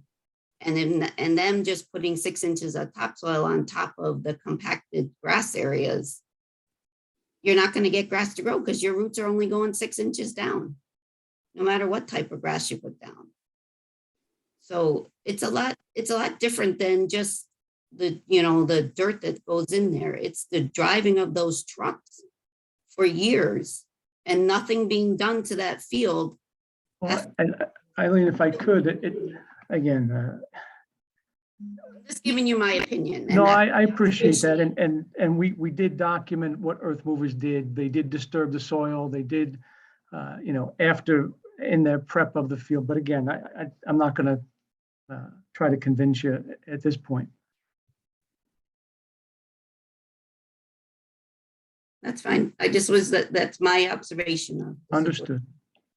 Eileen, that's why we've asked to identify the equipment used for the operations as part of the information that we're looking for still. Okay. Good to have that input. Anything else before we finish up with school stuff? Because public site people can't go anywhere because we have a lot more to do. So our next meeting is in 2 weeks. March 23rd.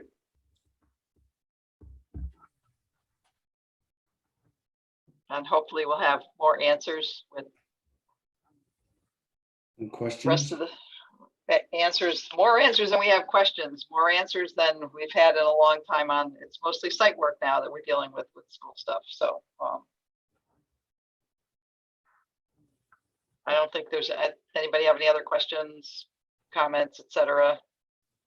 I think Joe and Ken and Jim and Bob, I think we're good. Terry, everyone else has to stick around because that's what we do. Good night, that's everybody. what we do. Good night. Thank you very much, everyone. Thank Good you. night, It's a everyone. lot of hard work, so thank you all Thank you. very much. Thank you. Here, Gary. Thanks, Eileen. So to toss up, we'll do the police station next just because it's on the agenda next and because Geraldine has stuff for us. Unfortunately, Mr. Durkin is not here. It would be helpful to have him. I will mention that to him. He was on the distribution. He may, who knows, he might be working or who knows. Do you want me But to text you? the only thing I think we would need input from him on is the action target proposal, and I don't know if we need his input right now. Okay. If we do, we may ask him to jump on. Okay. So the main things are we have a proposal from Action Target. We have a proposal from Chukunski-Humes Architects, which we want to review the proposal from Chukunski-Humes and move forward with that. But we have, Geraldine has information for us, kind of a budget that she put together. And Action Target is going to require to use them without going out to bid, a bid waiver, which is going to be a process that we're going to have to quickly put together because I'm going to have to go to the Board of Selectmen on Tuesday night and do a little song and dance about that to get that process moving. Because Action Target has, in the meeting that we had a couple of weeks ago, said that they're 5 months or so out with getting everything together, being able to show up and install everything. That's putting everything together. That's part of the proposal. And then showing up with everything to install it. So what do you want to look at first, Geraldine? Well, I think the action target proposal. As Nancy said, the issue is that their timeline is such that they need 3 to 4 weeks to complete the design drawings. And we've already seen a draft of them. So I think they're probably, a couple of weeks out from actually having drawings that can be finalized. And then they do need about 5 months at this point for creation and delivery. And that's about 4 to 6 weeks more than maybe they were predicting a couple of years ago and attributing it to supply chain issues. So we did want to expedite the purchase order and the order for this equipment. So I circulated their proposal. It has a couple of components. There is the base package on the firing range equipment to outfit the entire firing range as worked out with the police department, $423,643. Then we have also asked them to provide the dedicated ventilation system with heating and cooling, with to condition the air in the space for an additional $319,832. This turns out to be a better approach than I think the original building design included an engineered design system. This is a system that has all the approved safety, OSHA, NIOSH, ventilation issues. It deals specifically with the lead content in the air from using the firing range. So that's the base cost of the HVAC system. And then the police department has asked to add on 2 optional pieces to the proposal. One is a tack house kit. I'm not totally sure, but I believe this is something that they set up within the firing range to simulate building access, training in terms of a real building instead of just shooting at a target. So that component is $32,770. And then they have also asked to provide optional wall baffles for the final 10 yards of the firing range so that it's not just the plain concrete block walls on that final 10 yards. That it's not a standard part of the firing range equipment, but something that you can add on in order to, help with maintenance and such. An additional $31,875. So the total package I will bring up on my preliminary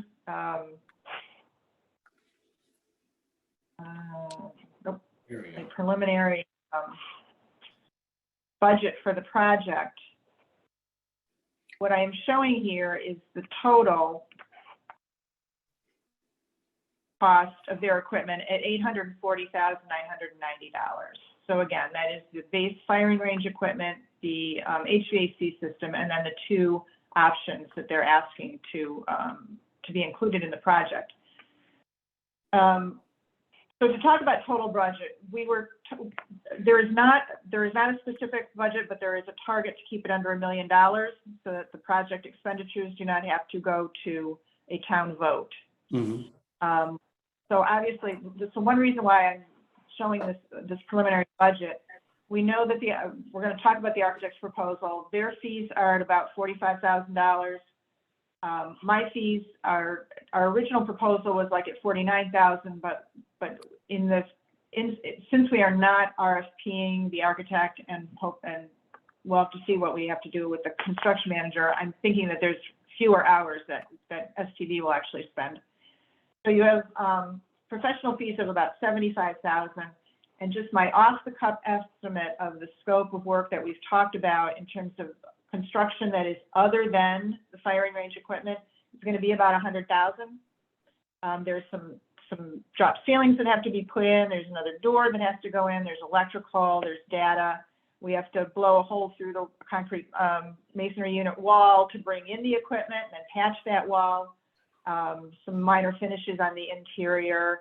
There are no light fixtures in the firing range to date, and we also need a sprinkler system. So you can see some of the breakdown of my estimate on the $100,000 for construction. All told, including the recommended contingency, on the total project, we are currently looking at something in excess of $1 million. And the reason that I show that is because if the action is to approve an action target amount, purchase order amount, without one of these, without one of the two components, that would bring us under that $1 million at this point. Now, the reason to have had Lieutenant Durkin here or someone else from the police department would be to talk about what's the importance of those optional pieces. Is it something that can be added on later? Is it something that they could purchase out of their operating budget? In the correct way to go, rather than piling onto this project and pushing it above the threshold that we've sort of been targeting. So my understanding with the tactical house kit is that it is something that breaks down into pieces. It's like maybe 4x8 sheets of plywood, let's say, but it's specifically made to be stored away, and then they take it out and they put it in the firing range, and it all clips together, and it becomes this house, so to speak, or building that they then practice on accessing. Would be set up inside the firing range because they would be possibly shooting while they're doing this. And then the wall finishes, the understanding for that, because if you're firing straight down the range, that's different than if you're moving around it. It would also create more, it's more sound, I think, that is what they said when we had that meeting, for having that on the wall finish of that last 10 yards. Correct. So if they're moving down the range firing rather than firing from one spot, creates a different noise situation. Should we find Durkin and bring them in to put some input in here before we? So it's 32,770 plus 31,875. Right. So it's really, we're asking to do a change order, basically. Well, yes and no. $64,000. Yeah, but does that include taxes and everything, or is that? There's no tax. There's no tax. That includes the installation. That includes the delivery. That's a all-inclusive number from Action Target. Okay, thank you, Joe. If my memory serves me correct, I thought a sprinkler system was exempt from the target range. It could be. And that's why it was never put in that end part. And I just remember the fire marshal, something going back when that was first being shelled out, we had that discussion, and I could be wrong, but I could have sworn the fire marshal said that would be exempt from having a sprinkler because it doesn't fall into the use occupancy. And that's a there was sprinkler equipment. There was sprinkler lines shown on the drawings from like 2016. Right. But you could be correct, and we won't have a good handle on that construction scope, of course, until the architects start defining, start doing their work. One thing that came up at the last meeting was that had not been counted on earlier was the requirement to have some supplemental heating and cooling in the occupied areas of the firing range during the times when they're not using the firing range and don't have the big equipment turned on, right? So so we added a little bit of scope even more recently, and we need to have that kind of fully fleshed out with the engineers and the architects. So Okay, so the only we hard did number add- we have is the range equipment. The only Sorry? hard we have is the range equipment. So that the architect at 45, that's not a hard number. It Yes. is. So we also have Yeah, that's hard. so we also have a proposal from Jakunski Humes for their work, and that's where the $45,000 came Oh, from. okay. So this was all. Gotcha.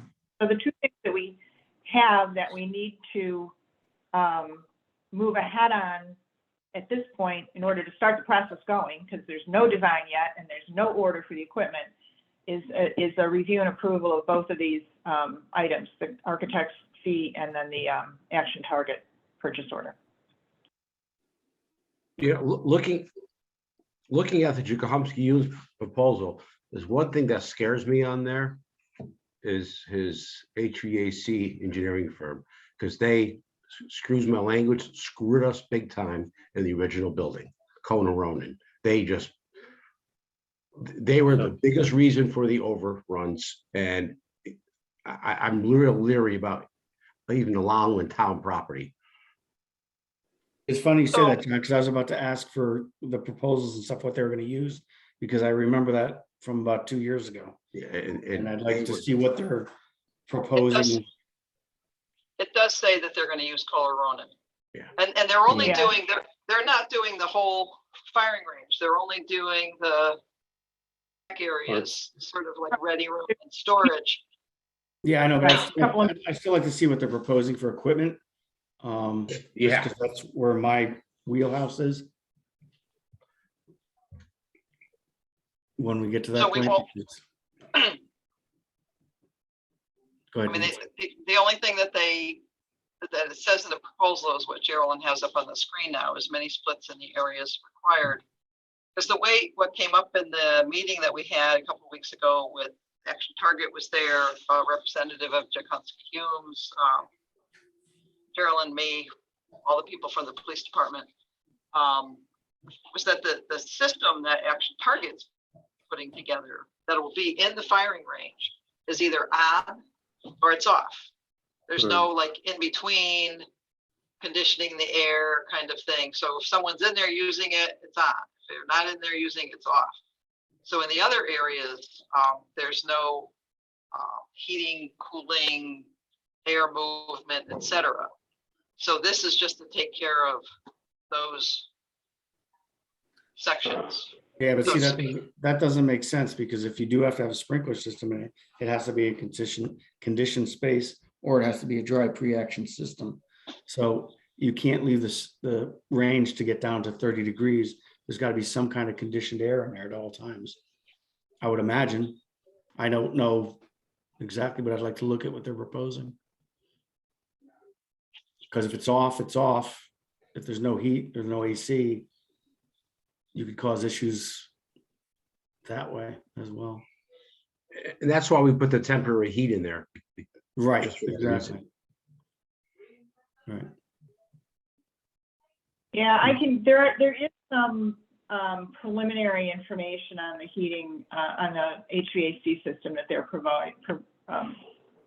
proposing. I mean, beyond what's in this,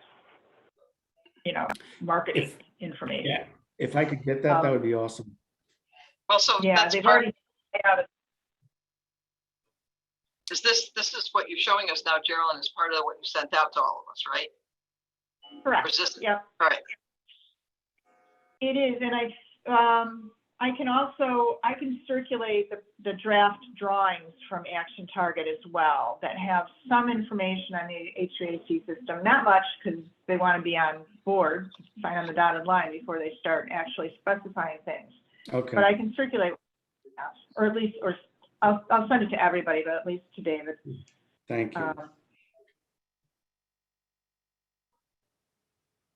So I would just, a very, very on target range estimated guesstimate, that if we were to, looking at the proposal and the figures that they put forward, there's the main figure for the range equipment, main figure for the HVAC, and then there's the add-ons, the house kit and the additional wall coverings.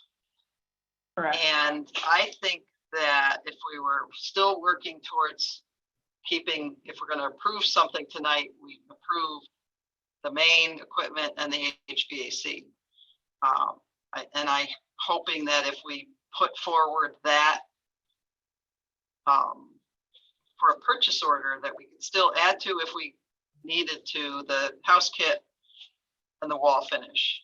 If I were to choose one to keep right now, it would be the wall finish, because I think that house kit could come anytime. And could be purchased out of an operating budget or a capital project if it doesn't come out of the operating budget. Because while they're there installing all the other stuff, why not install the wall finish? Just I an agree, opinion. Nancy. Yeah, the tack kit, like I said, that can be purchased. It sounds like it doesn't have to be assembled in place. No. It's something that's a mobile. Yes, it is. And they can even ask for a purchase order change or. Yeah. So. Right. So, but I think we still may need to have their equipment, the equipment be the 456 plus the 319, and deal with the other two parts later, just to get things moving along. Agreed. Yeah. Okay, so, and we'll make it a not to exceed amount. Are these numbers pretty firm, Geraldine, do you think, or? They are, yes, I think that they're still accurate. This is part of their quote and it's still on the table based on that meeting we had a couple weeks ago. So the total is what? Let's see, of just those two pieces. 743, 575. 776, 345, yes. No, I got a different number, so let me try again. Oh, you have 456 in there. Is it 456 or 4? Oh, crap, did I get it wrong? So the 20. Right. Oh, yeah, 423. I guess that price went down already. 423, 643. And is that the correct price?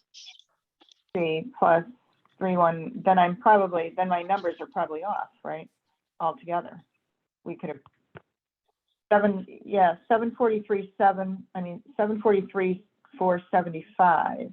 575. No? So the 423, 643. Oh, 475, yeah. I got it, 475, yep. Yeah. Oh, that's what they did. They just repeated that same number. Yeah. 743, 475 would be the base package without the two optional additions. 743, 475 is the base package? Yep. Base HVAC and base firing range.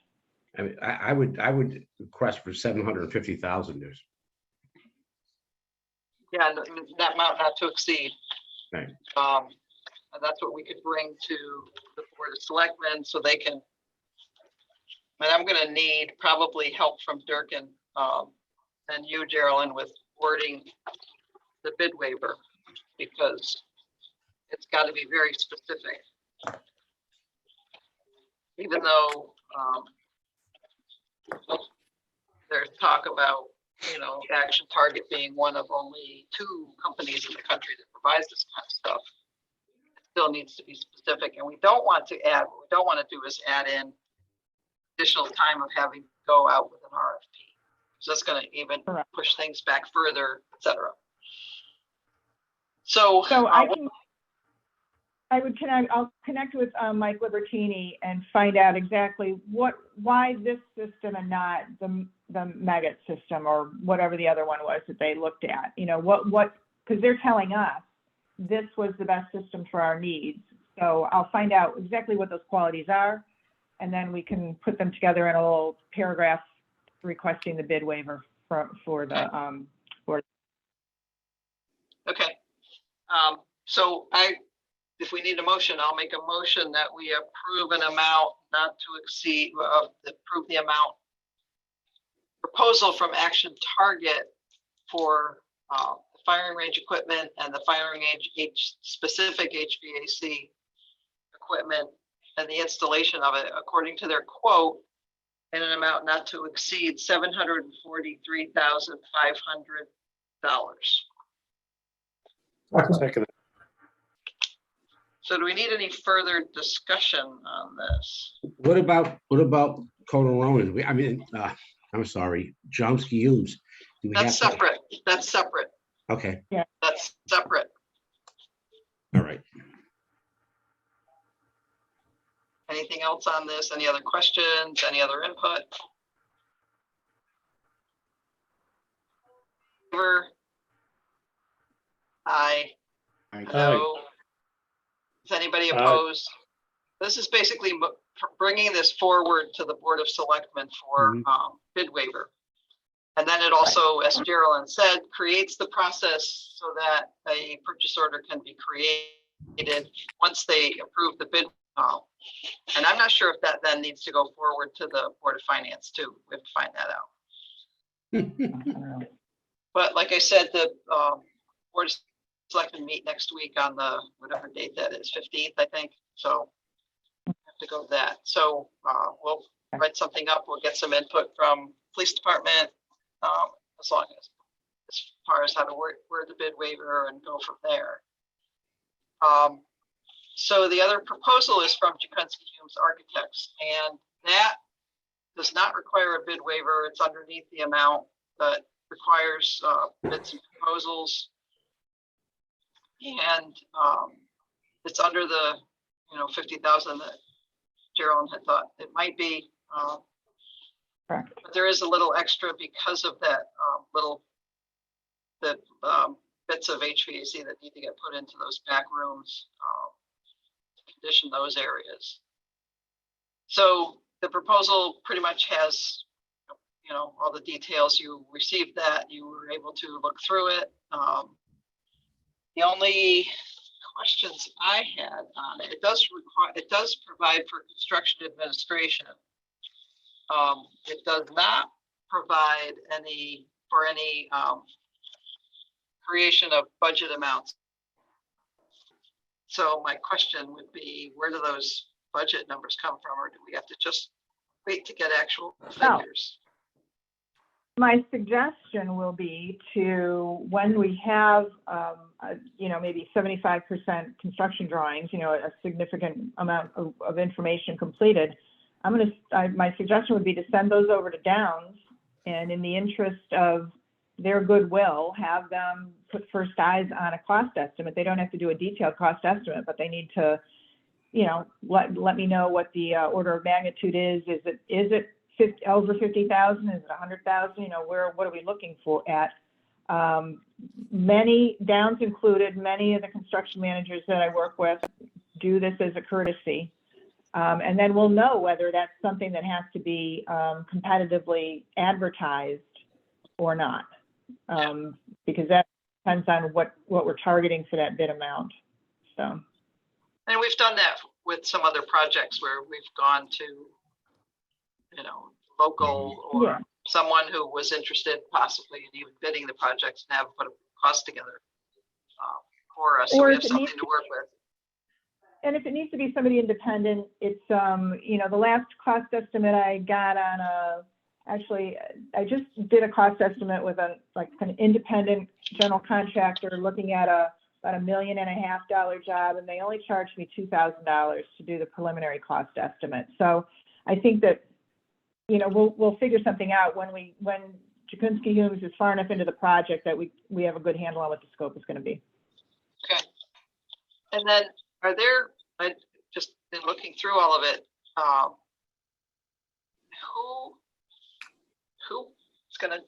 we have to get a building permit, I'm assuming.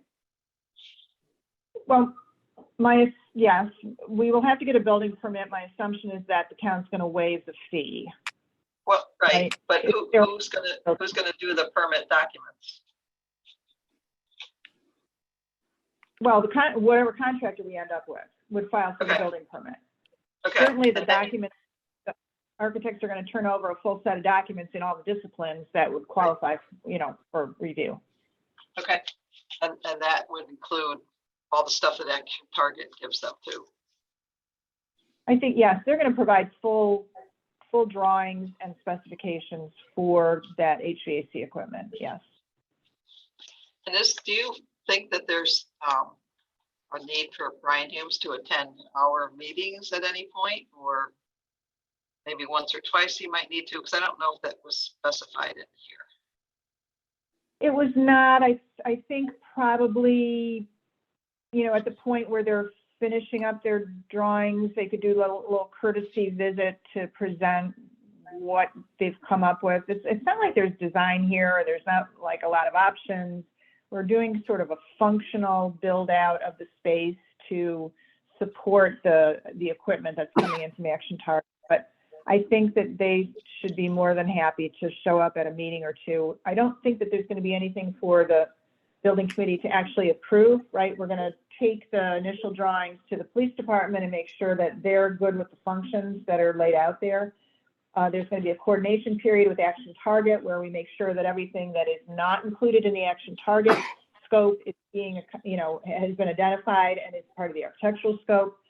And then maybe they'll want to weigh in when we actually hire a contractor. And they'll most likely time for them to show up might be during construction to report on progress. But again, what we think is going to happen is, we're going to hire a general contractor or a construction manager. They're going to do a little bit of work. They're going to build the interior door that needs to be added. They're going to, oversee putting the access hole in the existing wall.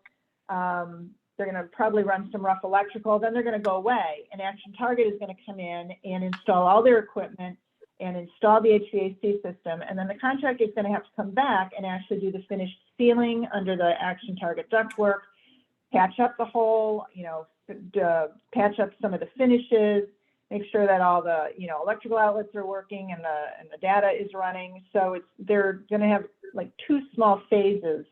And I'm hopeful, since it's an existing building with good documentation, and theoretically we're hiring the same people to do this project that did the original project, shouldn't be any big surprises. I'm thinking that there's not going to be a lot of interaction for either the contractor or the architect with the building committee, other than making sure their invoices are approved, I think. So.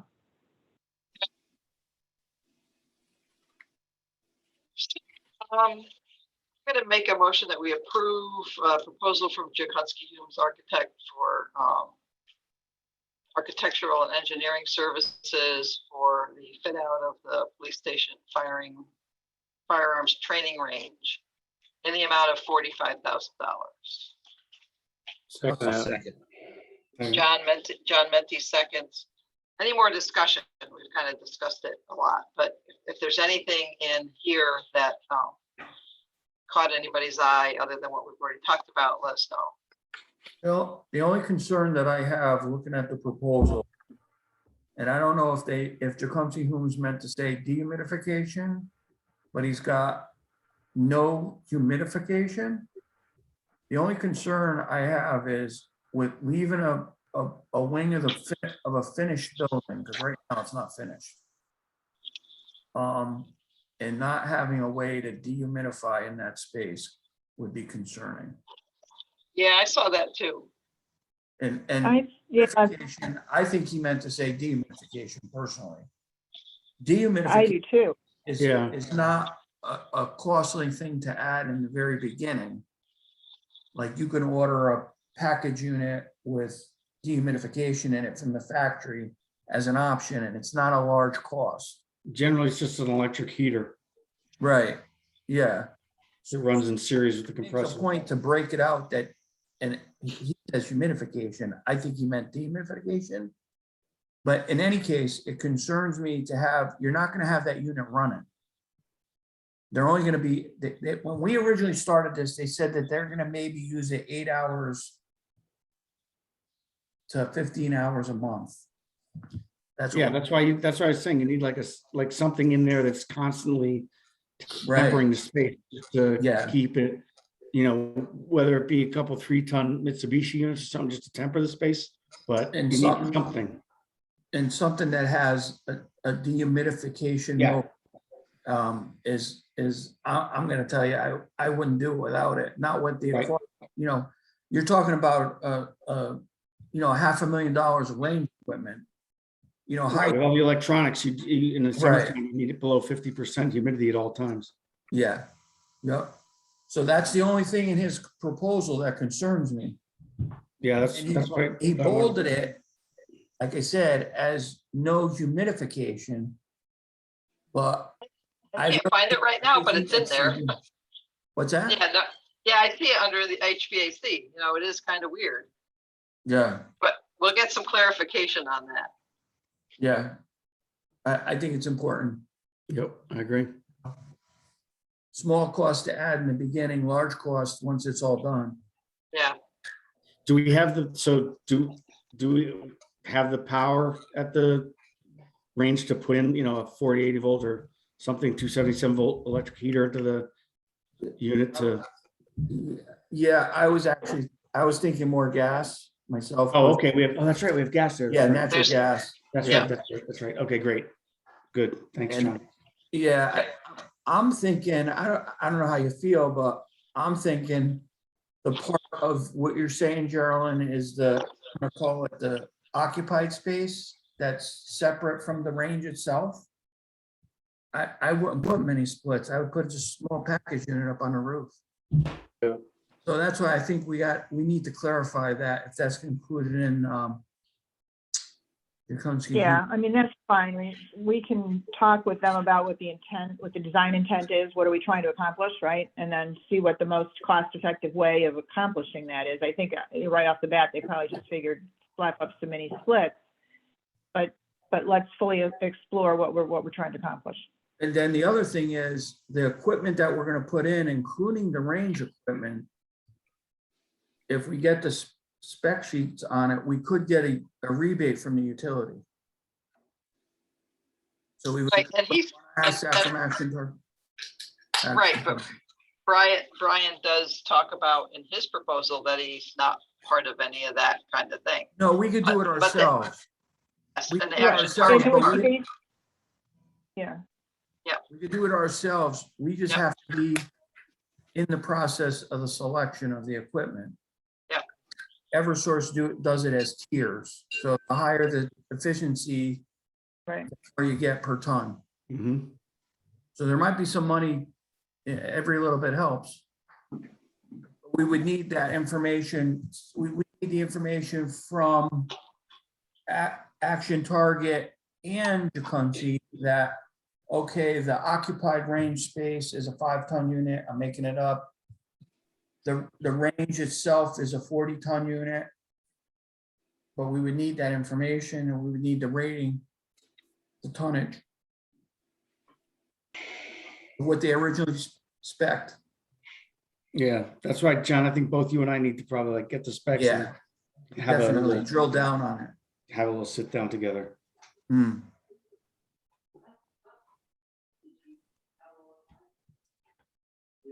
Yep. Okay, so that's a good thing for us to remember to look into. Geraldine's making notes, I can see. Yeah. So anything else about the proposal that's, I see, is that, Geraldine, did you make some cross-offs or other little red marks in there, or was that? Yeah, those are, where are those? Those were my red marks, and I actually have an updated version of this. They're going to change this 180 days as provided. I didn't want this clause to stay in there thinking that we were going to go right from design to construction, knowing that there's that 5-month gap where the equipment is fabricated. So they're fine with that. That doesn't constitute any sort of a delay or a suspension. So they did make that change. Okay. Anything else from anyone? Oh, Okay, all in favor? Aye. hello. Anybody opposed? Done with that. So again, I'll have to bring this to the Board of Selectmen for approval because we don't have a specific budget yet to be working under. And they still need to figure out, are they using some of that grant money, ARPA funds, or are they using something else? So hopefully they're going to be doing that soon. Sorry. I didn't want to sneeze in your ears. So that's kind of where that's it. We don't have any invoices. Got proposals done. And like I said, we'll bring something to the Board of Selectmen. So I guess, Geraldine, that's it for firing range right now? That is it. Yep, until we get started with either of the professionals, kind of what we're waiting for. Okay. And then we still have municipal center renovations to look at. Got some, Geraldine, thank you very much. And you can stick around and listen if you want to. Might help I think you. I'm gonna go ahead and I actually had a meeting at 5:30 right before this one, so I gotta go find something to eat. Okay. So. yeah. Thank you. Thank you. Thank you. Later. Thanks, I'll Cheryl. be in touch about Board of Selectmen meeting. Yeah, okay. So in municipal center renovations, we did have the proposal that we shared with everyone from Gordian last week. People wanted more information. So Roy and I met with Eileen and with their representative, Jay from BMP, the construction manager, and with a couple people from Gordian, and looked over the space, making sure we were all kind of on the same page, talking about the same thing. And there were a couple things that we asked to have them add into. If I think I can get. So I sent the proposal around because we actually had it updated and got it from them this morning. So that's why I sent it around late. And I can put that up if we want to look at it. But basically, if you remember the drawings, and I can put those up too if we need to, there were two things that were, or three things actually, that they didn't have specific information on. They did not have the reports on that we had the testing done with for asbestos and lead. So we gave them that information so they could take care of any costs that might be incurred with that. So they added some, there is lead paint in the baseboards, and they're going to have to deal with that in the proper way when they rip those out, because they'll probably replace something else. The doors going into the GP room, those three doors, we had asked Peter to include in his drawing to have it changed to a double door swinging out. And they didn't have that. They were going to just replace those three door slabs. So we added that in. And then they were going to replace the entry door, the glass entry door, that whole, they called the storefront. But they weren't doing anything outside, that all that bluestone that we had talked about replacing, because it's all bumpy and makes it difficult for people to use that as an accessible entrance. And so they put costs in for, somebody's trying to get in, Kathy, and I think it might be Dave Horvath in the waiting room because he just disappeared. Anyways, I'll put those, let me see if I can find those to put up here. Here's the upgrade. So this is just the, I guess I have to do it. So this is what they talked about. Can you see it? Because I know last time when I put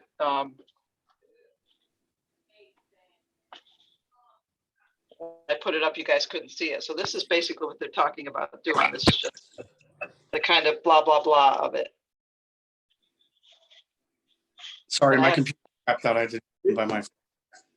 Okay, so it's Dave, you're back? Yes, I am. Okay.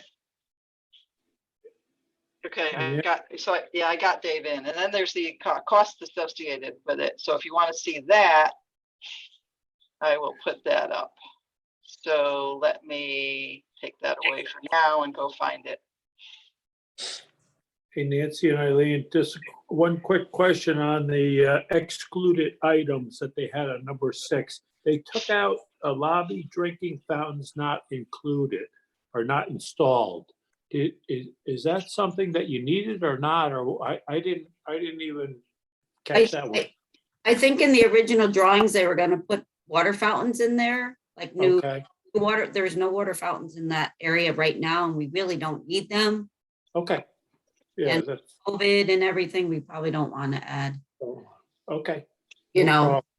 There is one down the hallway, and maybe we add one in the locker room if we get to that point, you know. Because that would be the ones that would need to refill from a water bottle. I got a question. I think originally we talked about, and I could be wrong, along the back masonry wall was to fur that out and re-sheet rock that instead of having all the stuff sticking out of it. Is that on or off, or? That's all. No, they're just gonna paint it. And there's not a lot of stuff sticking out of it. I mean, they've got the sprinkler heads sticking out, which still need to, the both masonry walls. And then there's some kind of like wire mold stuff, which is basically all fire alarm related kinds of things. Some of it that's on the ceiling will be above the ceiling, I think they were saying, is what I remember. And the stuff that's on the walls will stay on the walls. It's just gonna be painted.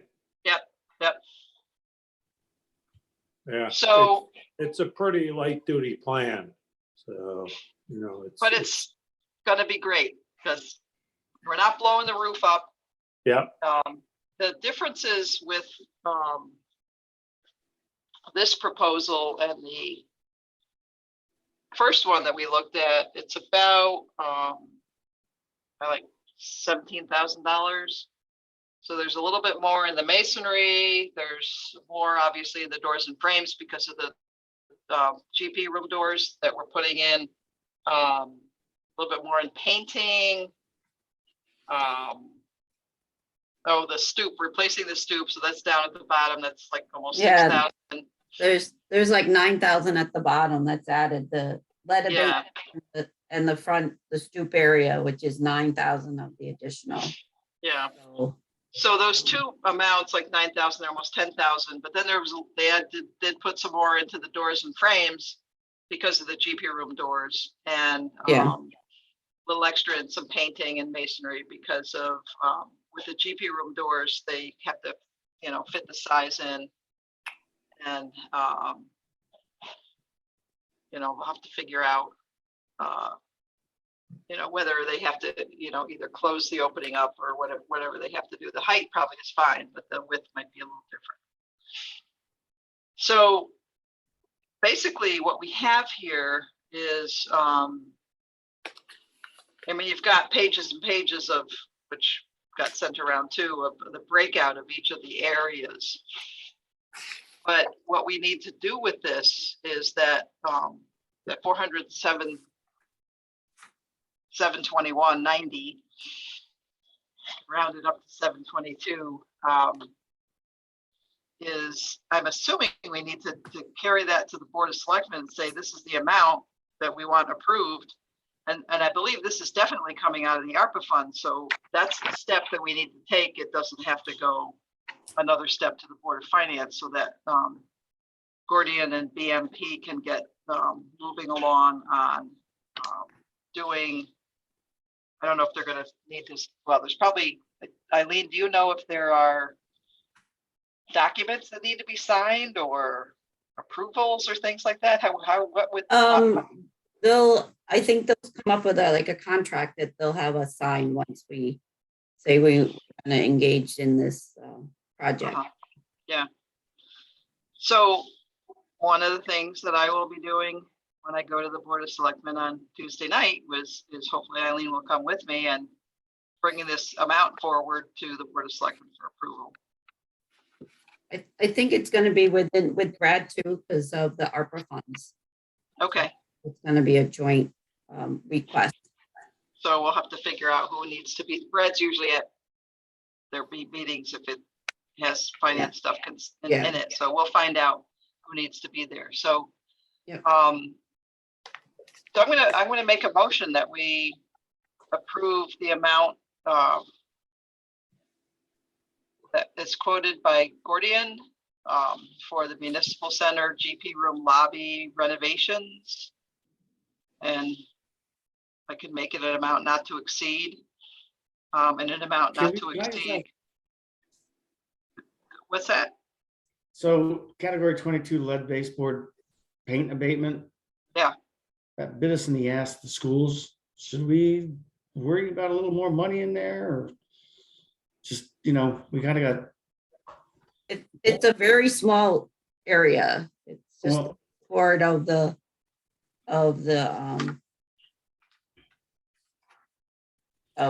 lobby. no, I completely understand what you're saying, and I believe you, Eileen. I'm just saying that, we didn't do as much in Rockwell, and next thing you know, you turn around and, 60 years of paint and stuff came off, and I'm just trying to cover our butts, that's all. Do we have a Yeah. contingency in here too, Nancy? So that's a good question, Eileen. Do you know if, like, I know there are amounts, if as you start to scroll down, you start looking at the different sections, general conditions, et cetera, et cetera. Are there amounts kind of marked up, so to speak, that I know there's unit prices, et cetera. Are there prices marked up to cover any kind of contingency, or is everything, like anything else that comes up has to be kind of considered in a way a change order?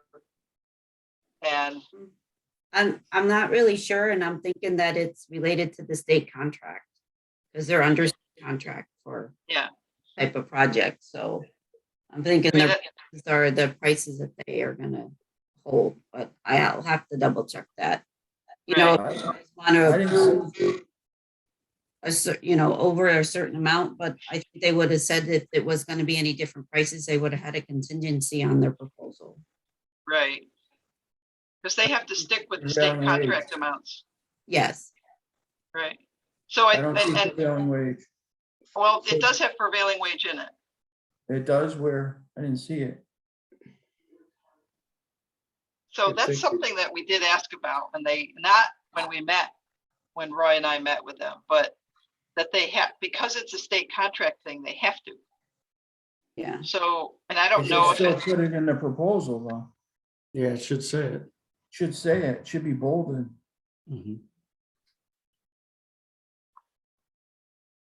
Yeah, I agree. I was kind of led to believe that, these were the state approved. And they could be, but they should put it somewhere on the proposal that I agree with you. proposal is at prevailing state, Connecticut. And the other thing I just saw, which, and I'm sorry, I haven't read through all this stuff completely, is you have plaster ceilings.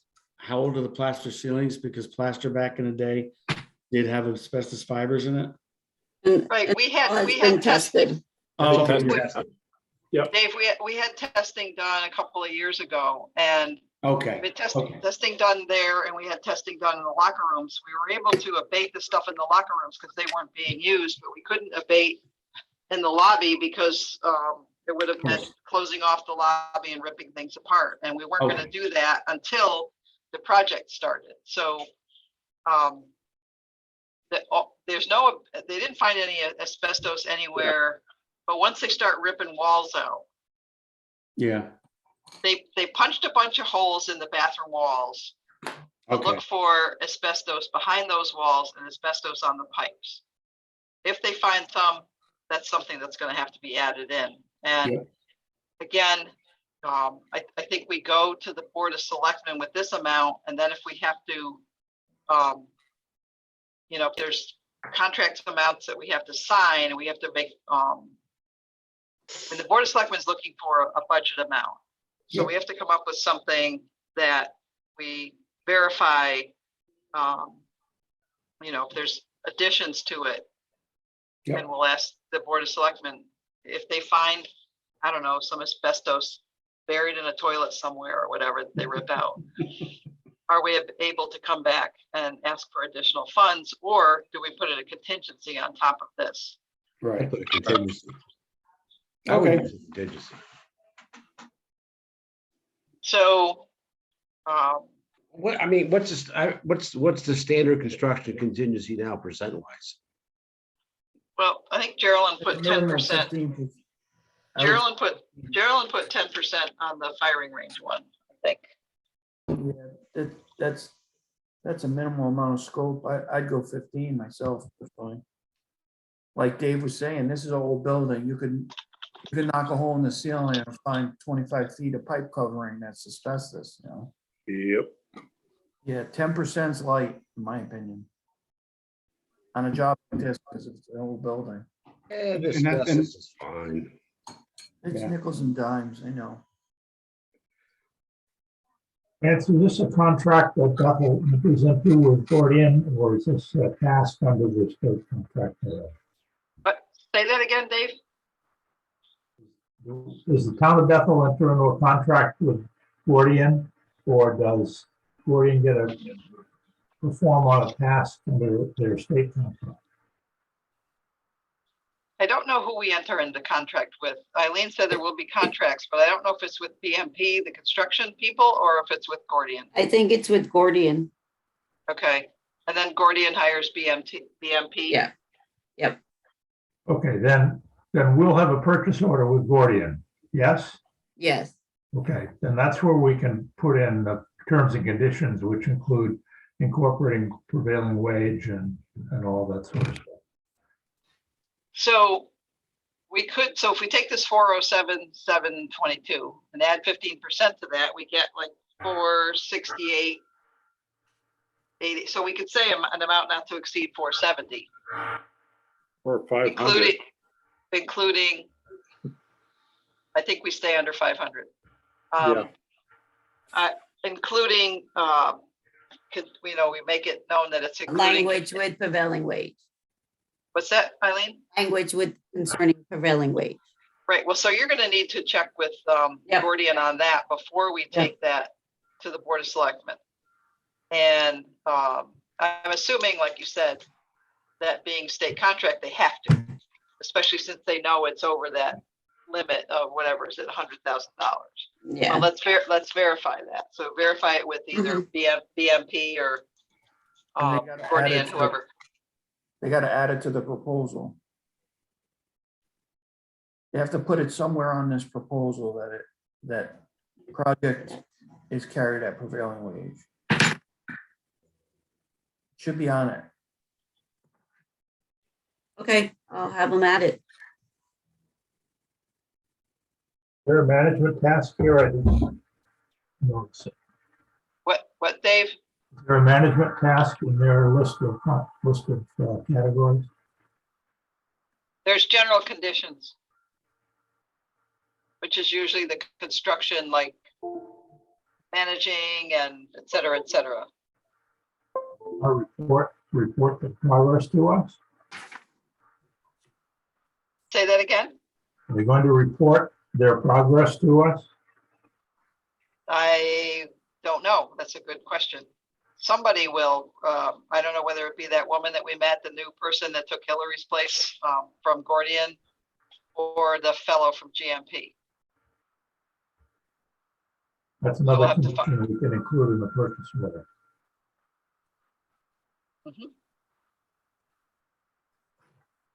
So we'll go to the Board of Selectmen with an amount not to exceed 470,000. So I make a motion that we take a budget amount of 470,000, which includes contingency, to the Board of Selectmen for approval, contingent upon confirm that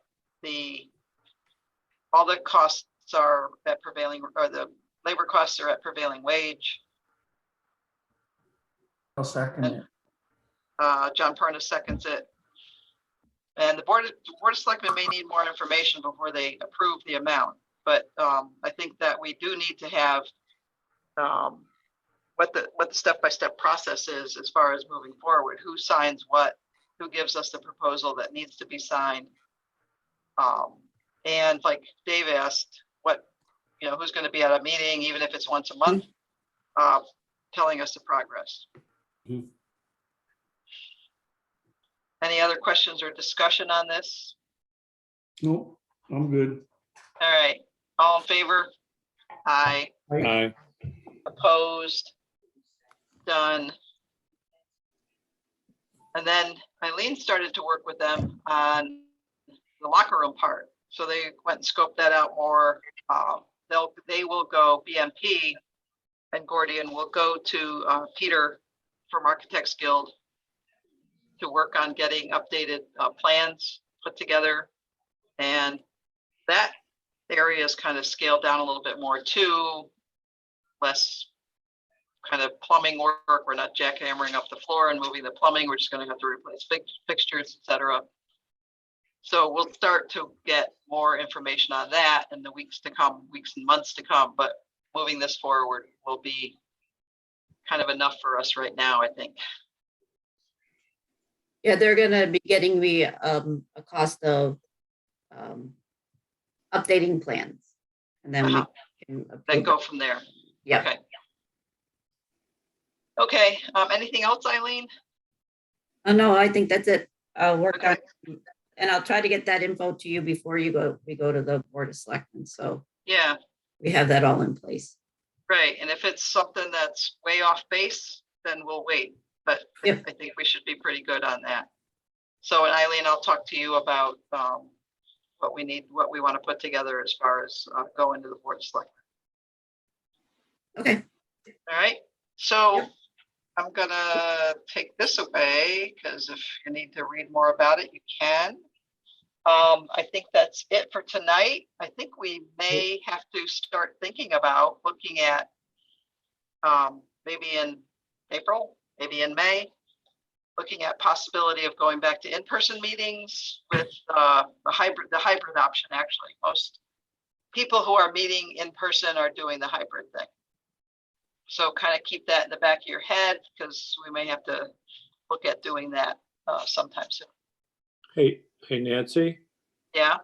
one other question. Is there any chance we could do a quick executive session just to discuss about 3 or 4 minutes that just to discuss a couple things from tonight's meeting? Or is that outside of our scope? Well, we did have it on possible discussion of executive session for corrective site work. That's, So we could do that. if there's any chance everyone could just hang on for about 2 or 3 minutes, just to, so that we're, if there's any possibility of doing that, I'd appreciate it. So I will make a motion that we go into executive session to discuss corrective site work. We're inviting Kathy and we're going to invite Eileen in too because we need her input on it. Are you sure? So just, well, because the soccer fields and stuff. Okay. If you want to spend a minute or two with us. And I might have to switch. My earbuds might go out. So if you can't hear me, let me know and I'll switch over to the other microphone. So I make that motion. I need a second. Second. Dave seconds. All in favor? Aye. Aye. Aye. So Kathy, you got to stop the record. Oh, she can't stop the recording. I have to. Stop, pause. Is there a pause? Is this a pause button here, Kathy? Yes, it is. Stop. So the recording's on now. No decisions were made, no motions. We need more information to continue with this discussion on the site work. So scope and can't make decisions without that information. I make a motion. So, to adjourn. motion. Okay. I make a Dave motion to seconds. adjourn. Second. That's John's job. Dave said, everybody seconds, all in favor. Thank you very much, everyone. Have a great week, everybody. God bless. Bye. Later. Thank you, Bye-bye. thank you. Kathy, I'll stop the recording when it's time and I will see you tomorrow with invoices. Thanks, Kathy. Bye, Kathy. Oops. Recording stopped. Are you sure you want to stop recording to the cloud? Kathy says, thank you. I'm saying yes.